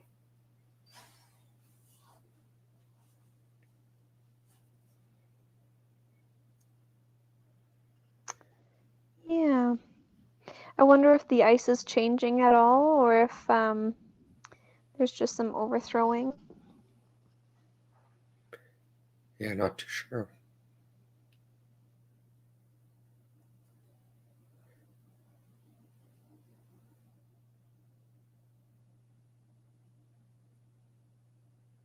See, they're going to follow them down.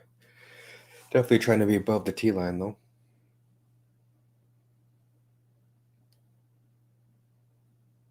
Kleiter's definitely going for the full-on steal here, or at least the force.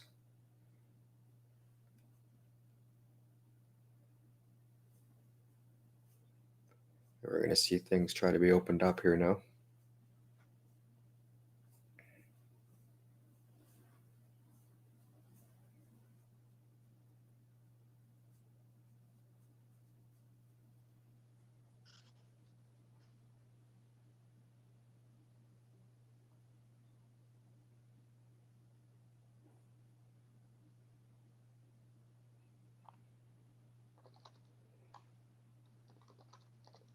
Just misses that red one there, but gets rid of the one guard.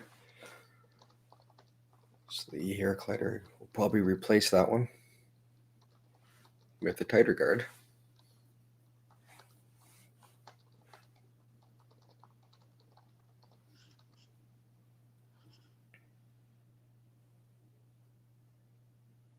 Yeah, it's definitely shaping up to look like one of the teams will be counting this end. It's already lots of rocks in play, so I don't foresee a blank.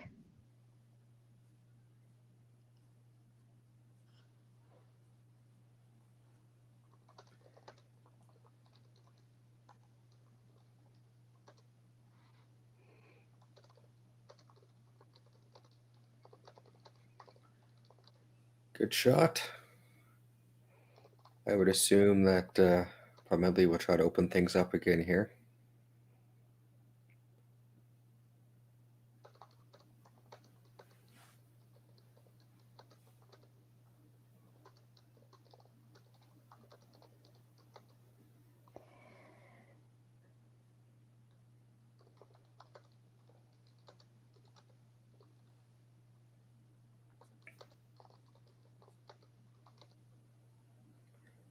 Well, just got a piece of that one. Almost angled it back onto that yellow in the rings, but missed that one, and Kleiter will replace that center guard.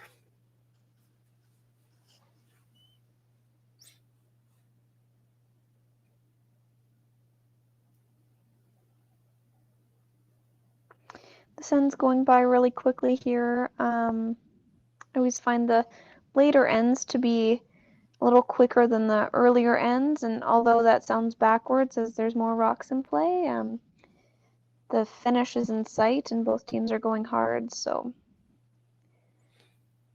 Yep.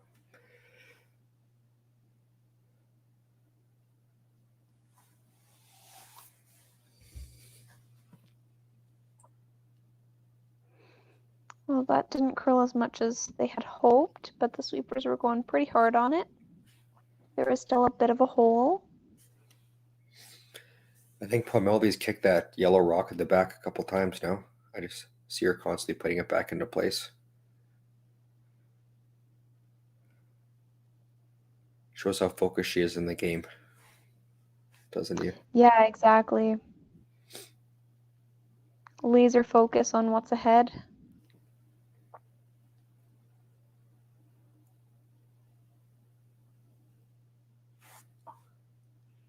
Gets rid of the one that was in the way. The winner of this game will go to the B qualifier, which is tomorrow at 10 a.m.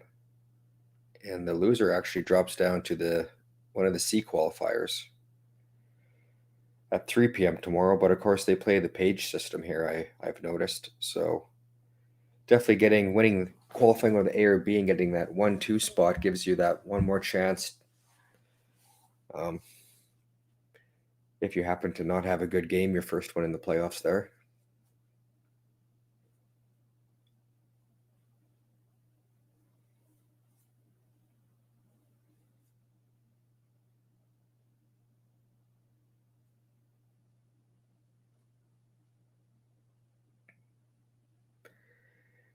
That one looks like it didn't quite make it.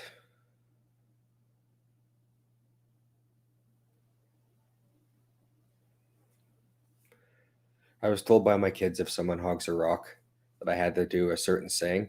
It goes back to an old video game of baseball, and they changed it to curling. And so I guess the saying goes, "She hogs the rock. I can't believe it." Kicks it off. My kids will like it. No one else will probably get that reference. But they told me I had to say it. So I love that. I loved that so much. It's fun having those sports inside jokes. yes.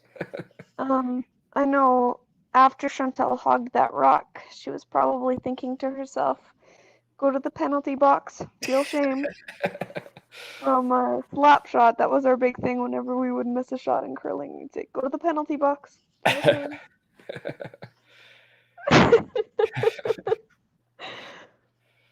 Oh.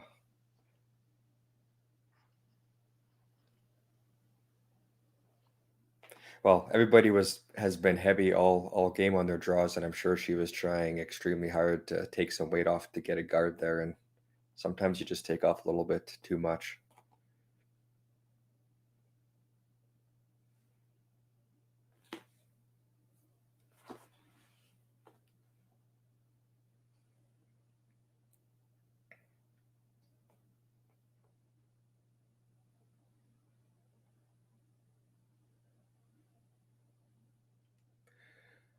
I think Kleiter's just replacing the guard again.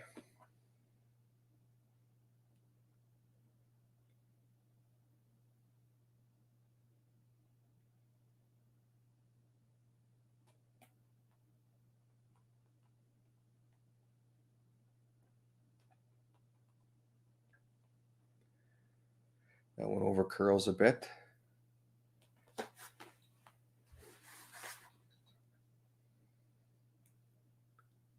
There's probably enough room to get by there and tap that back.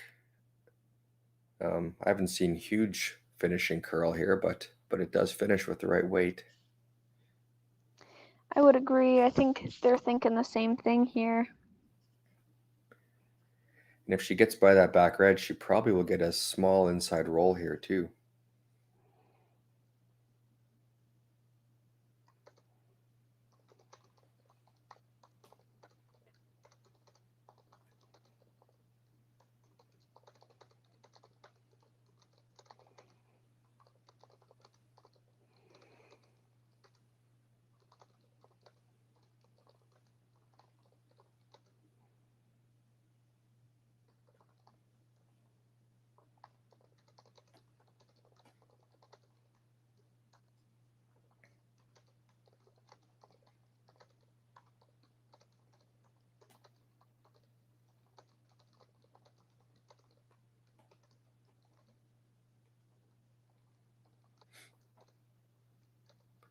This one's definitely going to be tight by that guard if they make it.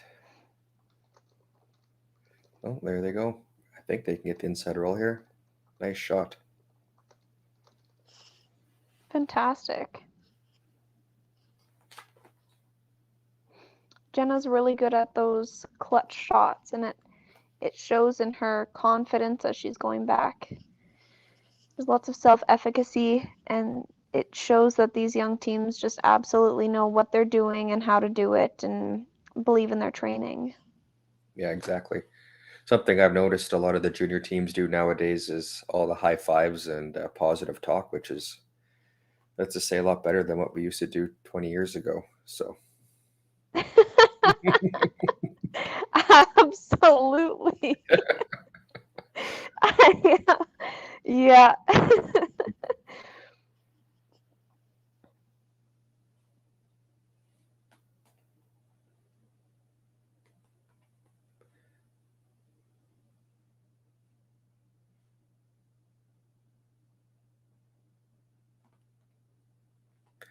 I'm not sure, is Kleiter, she was showing like she might freeze to that red, or is she trying to come behind it?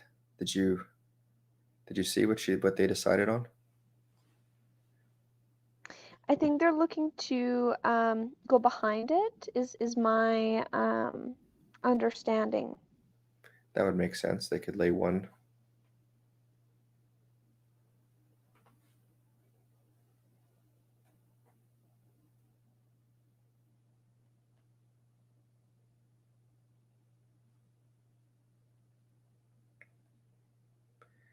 Definitely a pressure shot here.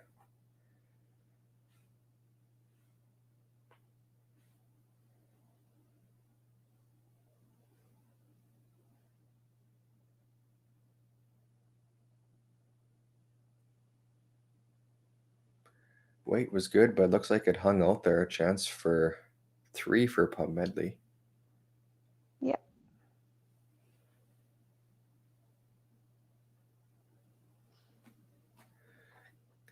Those are such frustrating shots when you know you have the right weight, but they just don't come up enough, or when you know you have the right weight and they curl too much.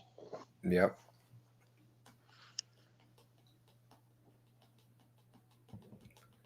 Looks like the coach just discussing weight and ice with them.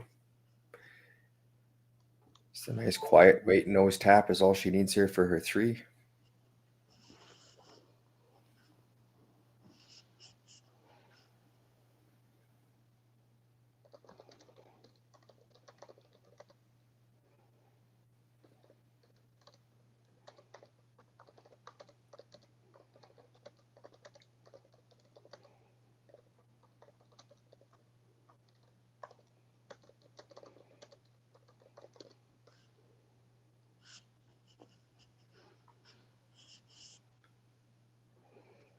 Well, sweepers are on it. It must be really close.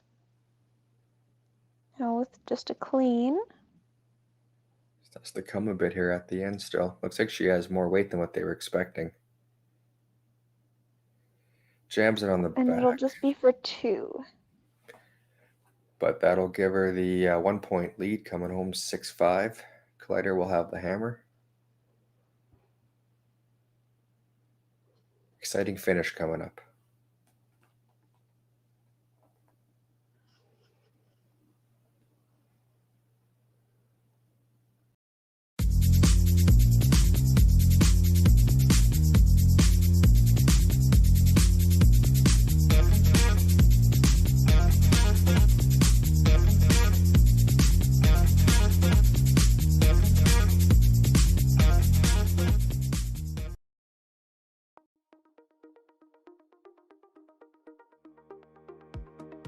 CURLSASK is proud to announce Friday, January 27th as the Affinity Credit Union Curling Day in Saskatchewan. We reached out to Saskatchewan for help with creating a new t-shirt design for this special day. We received over 20 submissions from people all over the province. But there could only be one winner.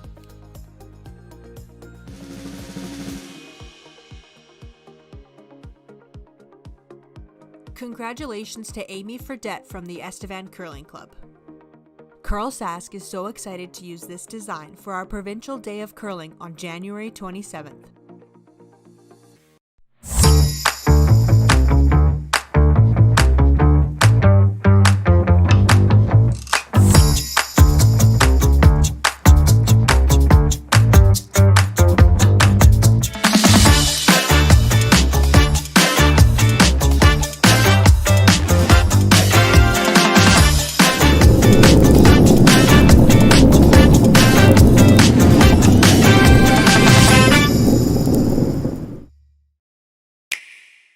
Sometimes curling just isn't as fun as it can be on the Nintendo Switch. With up to 4 players per console, you can enjoy curling with your friends and family anywhere, anytime. Let's play curling. Available now only on Nintendo Switch.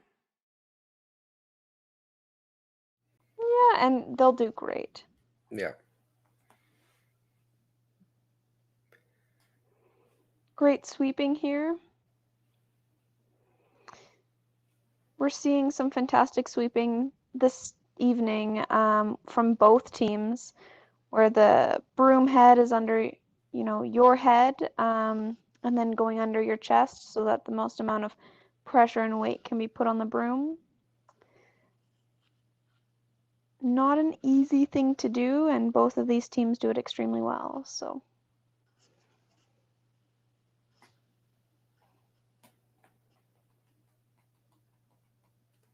Yeah, with the new techniques for sweeping, it definitely changed the game with the way that the players can help move the rocks or keep them straight or whatever they need to do. It's definitely a lot different than it was 5-10 years ago, for sure. Absolutely, absolutely.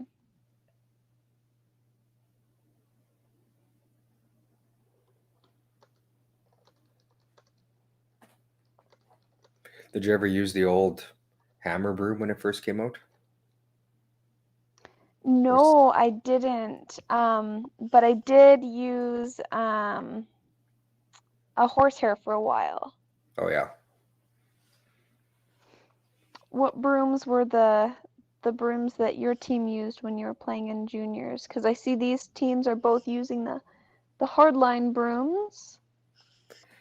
For the longest time, I had an 8-ender with the hog hair on it.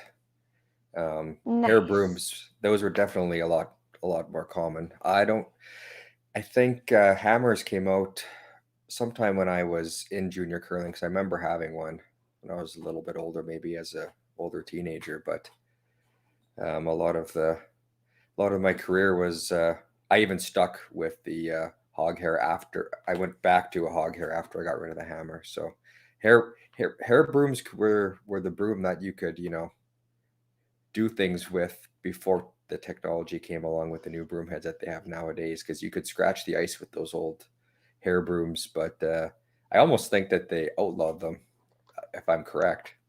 They And did, they yeah, did. And now everyone uses the same fabric on their heads. yeah, I know in my first years of juniors, we were able to use different types of heads, like the hardline with the insert or the Norwegian head with the ridges. But now everyone across the board uses the approved yellow heads, okay, and they don't make things curl as much as the others did. But they definitely provide uniformity in the sport. So, right, for sure. and I guess it's like anything. I know there was um, some upset curlers when they came out with those rules, but people brought it back to hockey and saying, there's rules for hockey sticks as to like Hmm. how much bend they can have and whatnot. All of our curling rocks are the same size. You can't just bring smaller rocks anymore. So Yeah, I can see where the broom heads aren't any different than our sport or other sports that have rules. right, for sure. Well, when they first had these broom heads with the ridges on them, you could see a lot of the sweepers on the competitive teams could do things with the rocks you shouldn't be able to do. So, Exactly. which is, I'm sure, what led to them making this rule. So, Exactly. And I think too, we look at the sweepers this evening and they're sweeping this rock so fantastically around that guard. Um, but with what we nickname the cheater heads, mhm, um, that rock would just be a completely different path. It might yeah, scratch the ice in a different way. It might do damage to the ice with how hard these girls are sweeping. So yeah.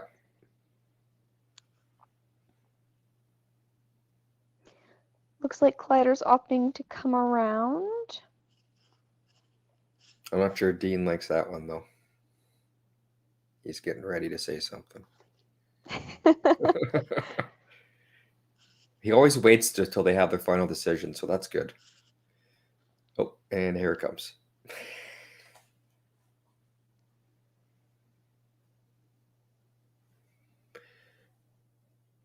Kleiter does have hammer here. I wonder if he's looking to play a hit on that to just open things up. If you hit the yellow on the nose, get rid of both the reds. Yeah. Lay two.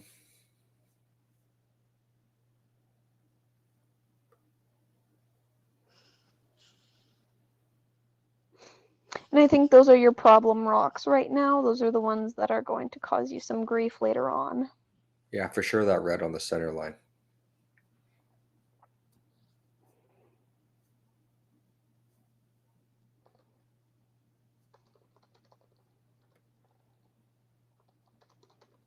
Looks like they're maybe just looking to angle that yellow onto the red. I don't know if they're...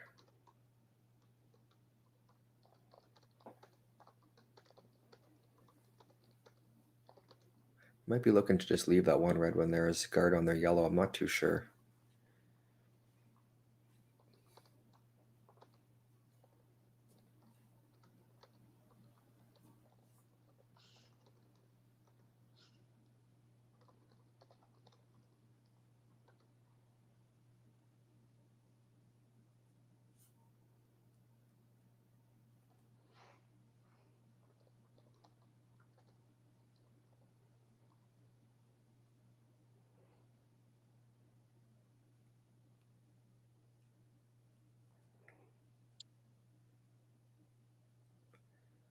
The second last rock here.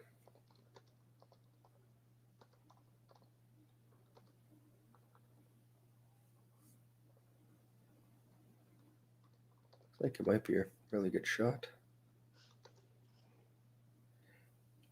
Gets rid of the red, but it does leave the yellow there up by the center line. Just depends on what Pomedli wants to do here. Looks like she's going to play the run back.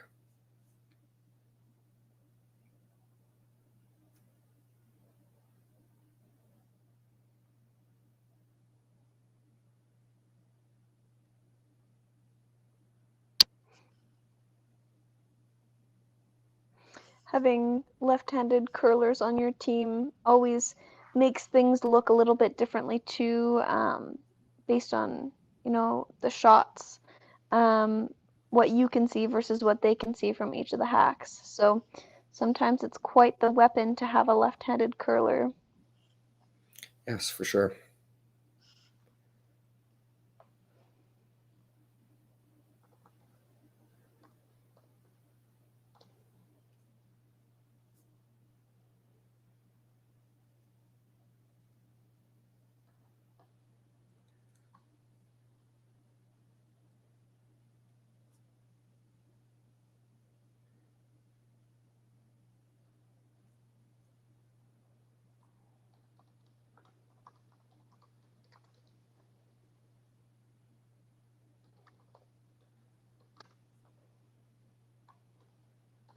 So what's coming in the house? Looks a bit heavy. Looks like they've changed things up to the tap here. Not bad, but it does leave something for Pomedli to freeze to if she chooses to. Oh, she's still gonna.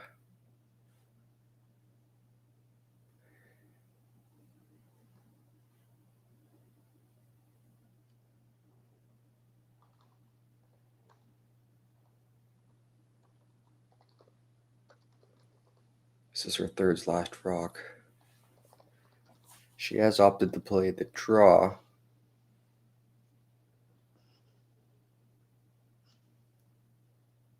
I mean, by leaving the Kleiter rocks in there, she's definitely going for the steal and the win here now.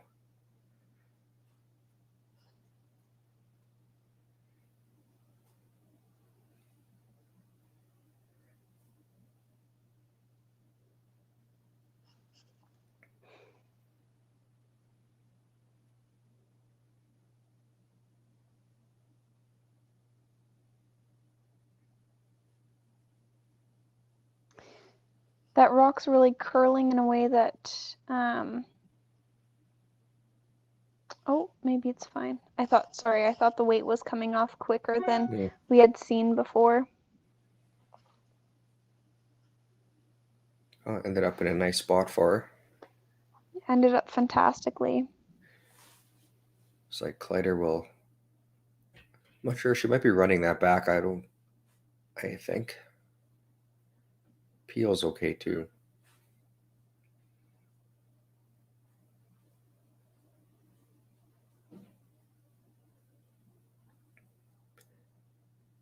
Looks like it'll be the peel.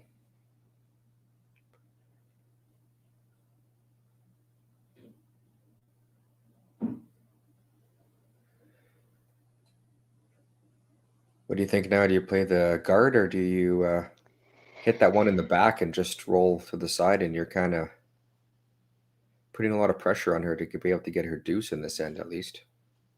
Yeah, I don't know. I think they're going for the guard.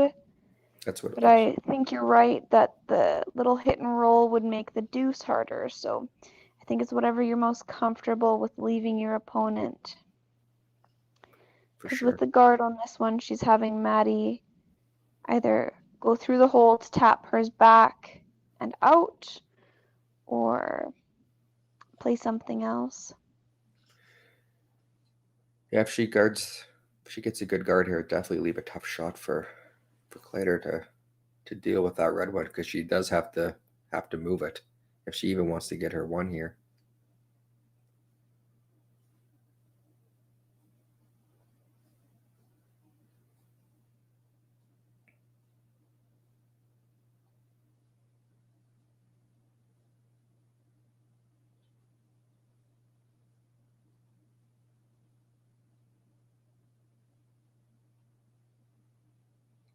It's a good guard. She guarded the right side there. Absolutely. I wonder if it's a little high and they're thinking they can get by there, tap that red out. That's what it looks like they're thinking about. Yeah, I saw a signal for like a back line.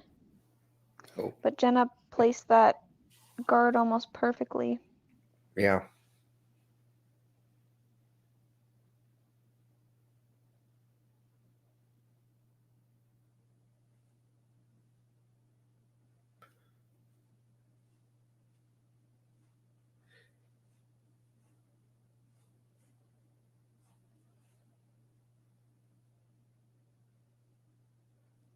Just peel the front off instead. Make her replace it.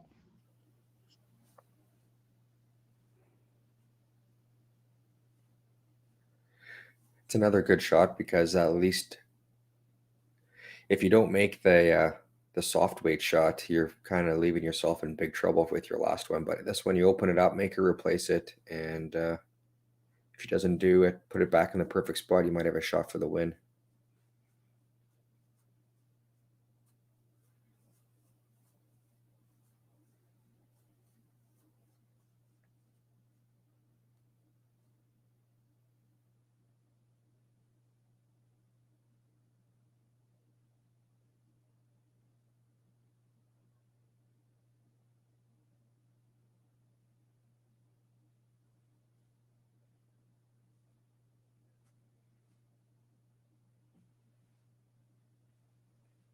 There we go. Got rid of it. Well, they're going to have a discussion. I would assume they would, because they threw the guard in the first one, they'll throw it again on this one, but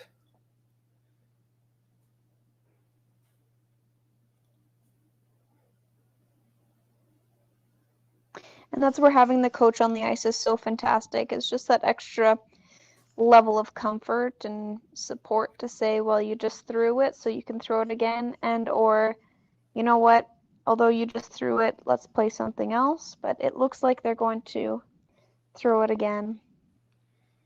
this is definitely their best chance to win it right now. Put up a good guard. Very tough shot for Kleiter to even get her one to tie the game up.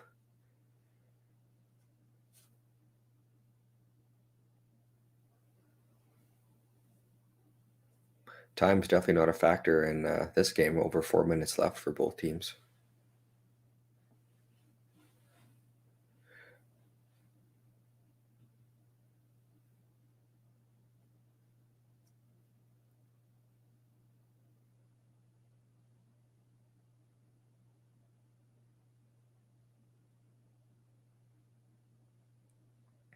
First signals are it might be a little bit heavy.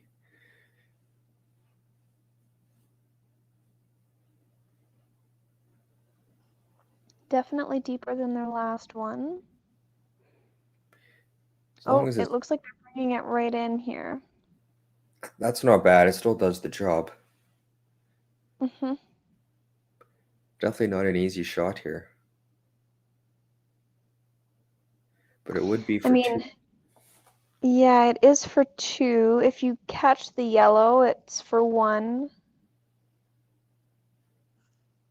Let's see what kind of weight she throws on it. Now by that ice, it looks like she's going to be throwing normal for sure.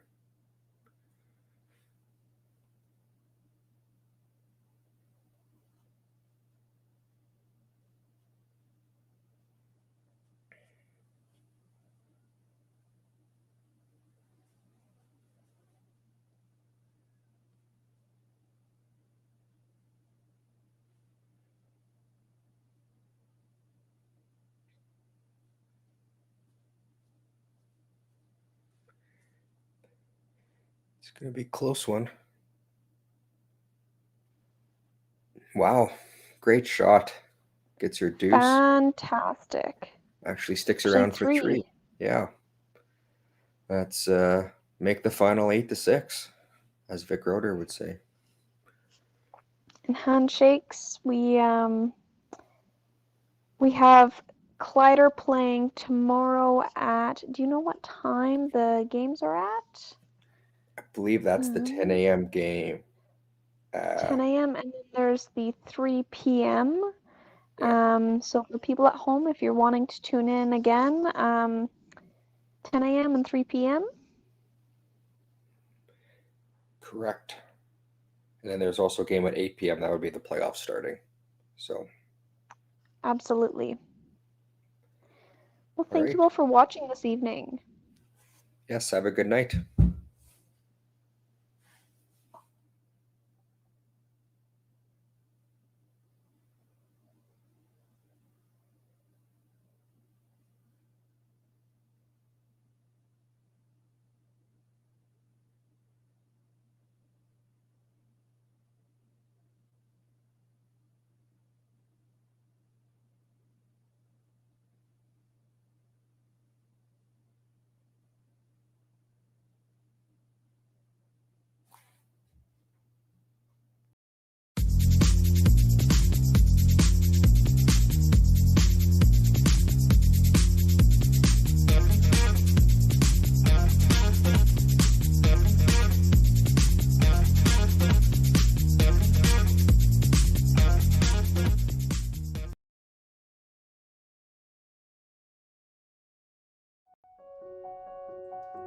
So the unique thing about Stringham is, although we've grown, we still maintain the small town law feel. And it's important to Stringham to go into those communities, to provide those high-level legal services to our community members, and to live in those communities, to support those communities, and to help those communities grow and thrive.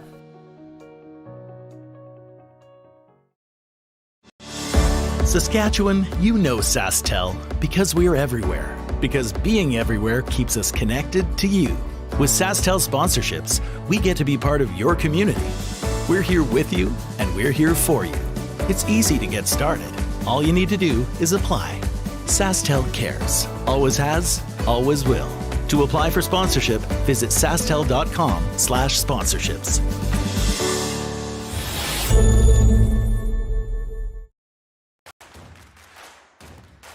Imagine being able to stream every curling game from every sheet from any event, be it your Wednesday league game, bonspiel, or corporate event. Curling Stadium offers an all-inclusive streaming solution featuring high-quality cameras, ease of use, great reliability, and minimal installation. Offering your sponsors customizable ad space on your streamed curling games and being able to sell video packages to your corporate events for increased revenue. With Curling Stadium, you can stream to any device, be it your mobile phone, tablet, or computer. Push the feed to your desired platform, be it Facebook, YouTube, or any other social media. Curling Stadium is simply the way forward. Where it's commonplace in other sports to televise every game, we want to do the same. Curling is a global sport, and it's time it gets the coverage it needs. Make your curling club the next Curling Stadium.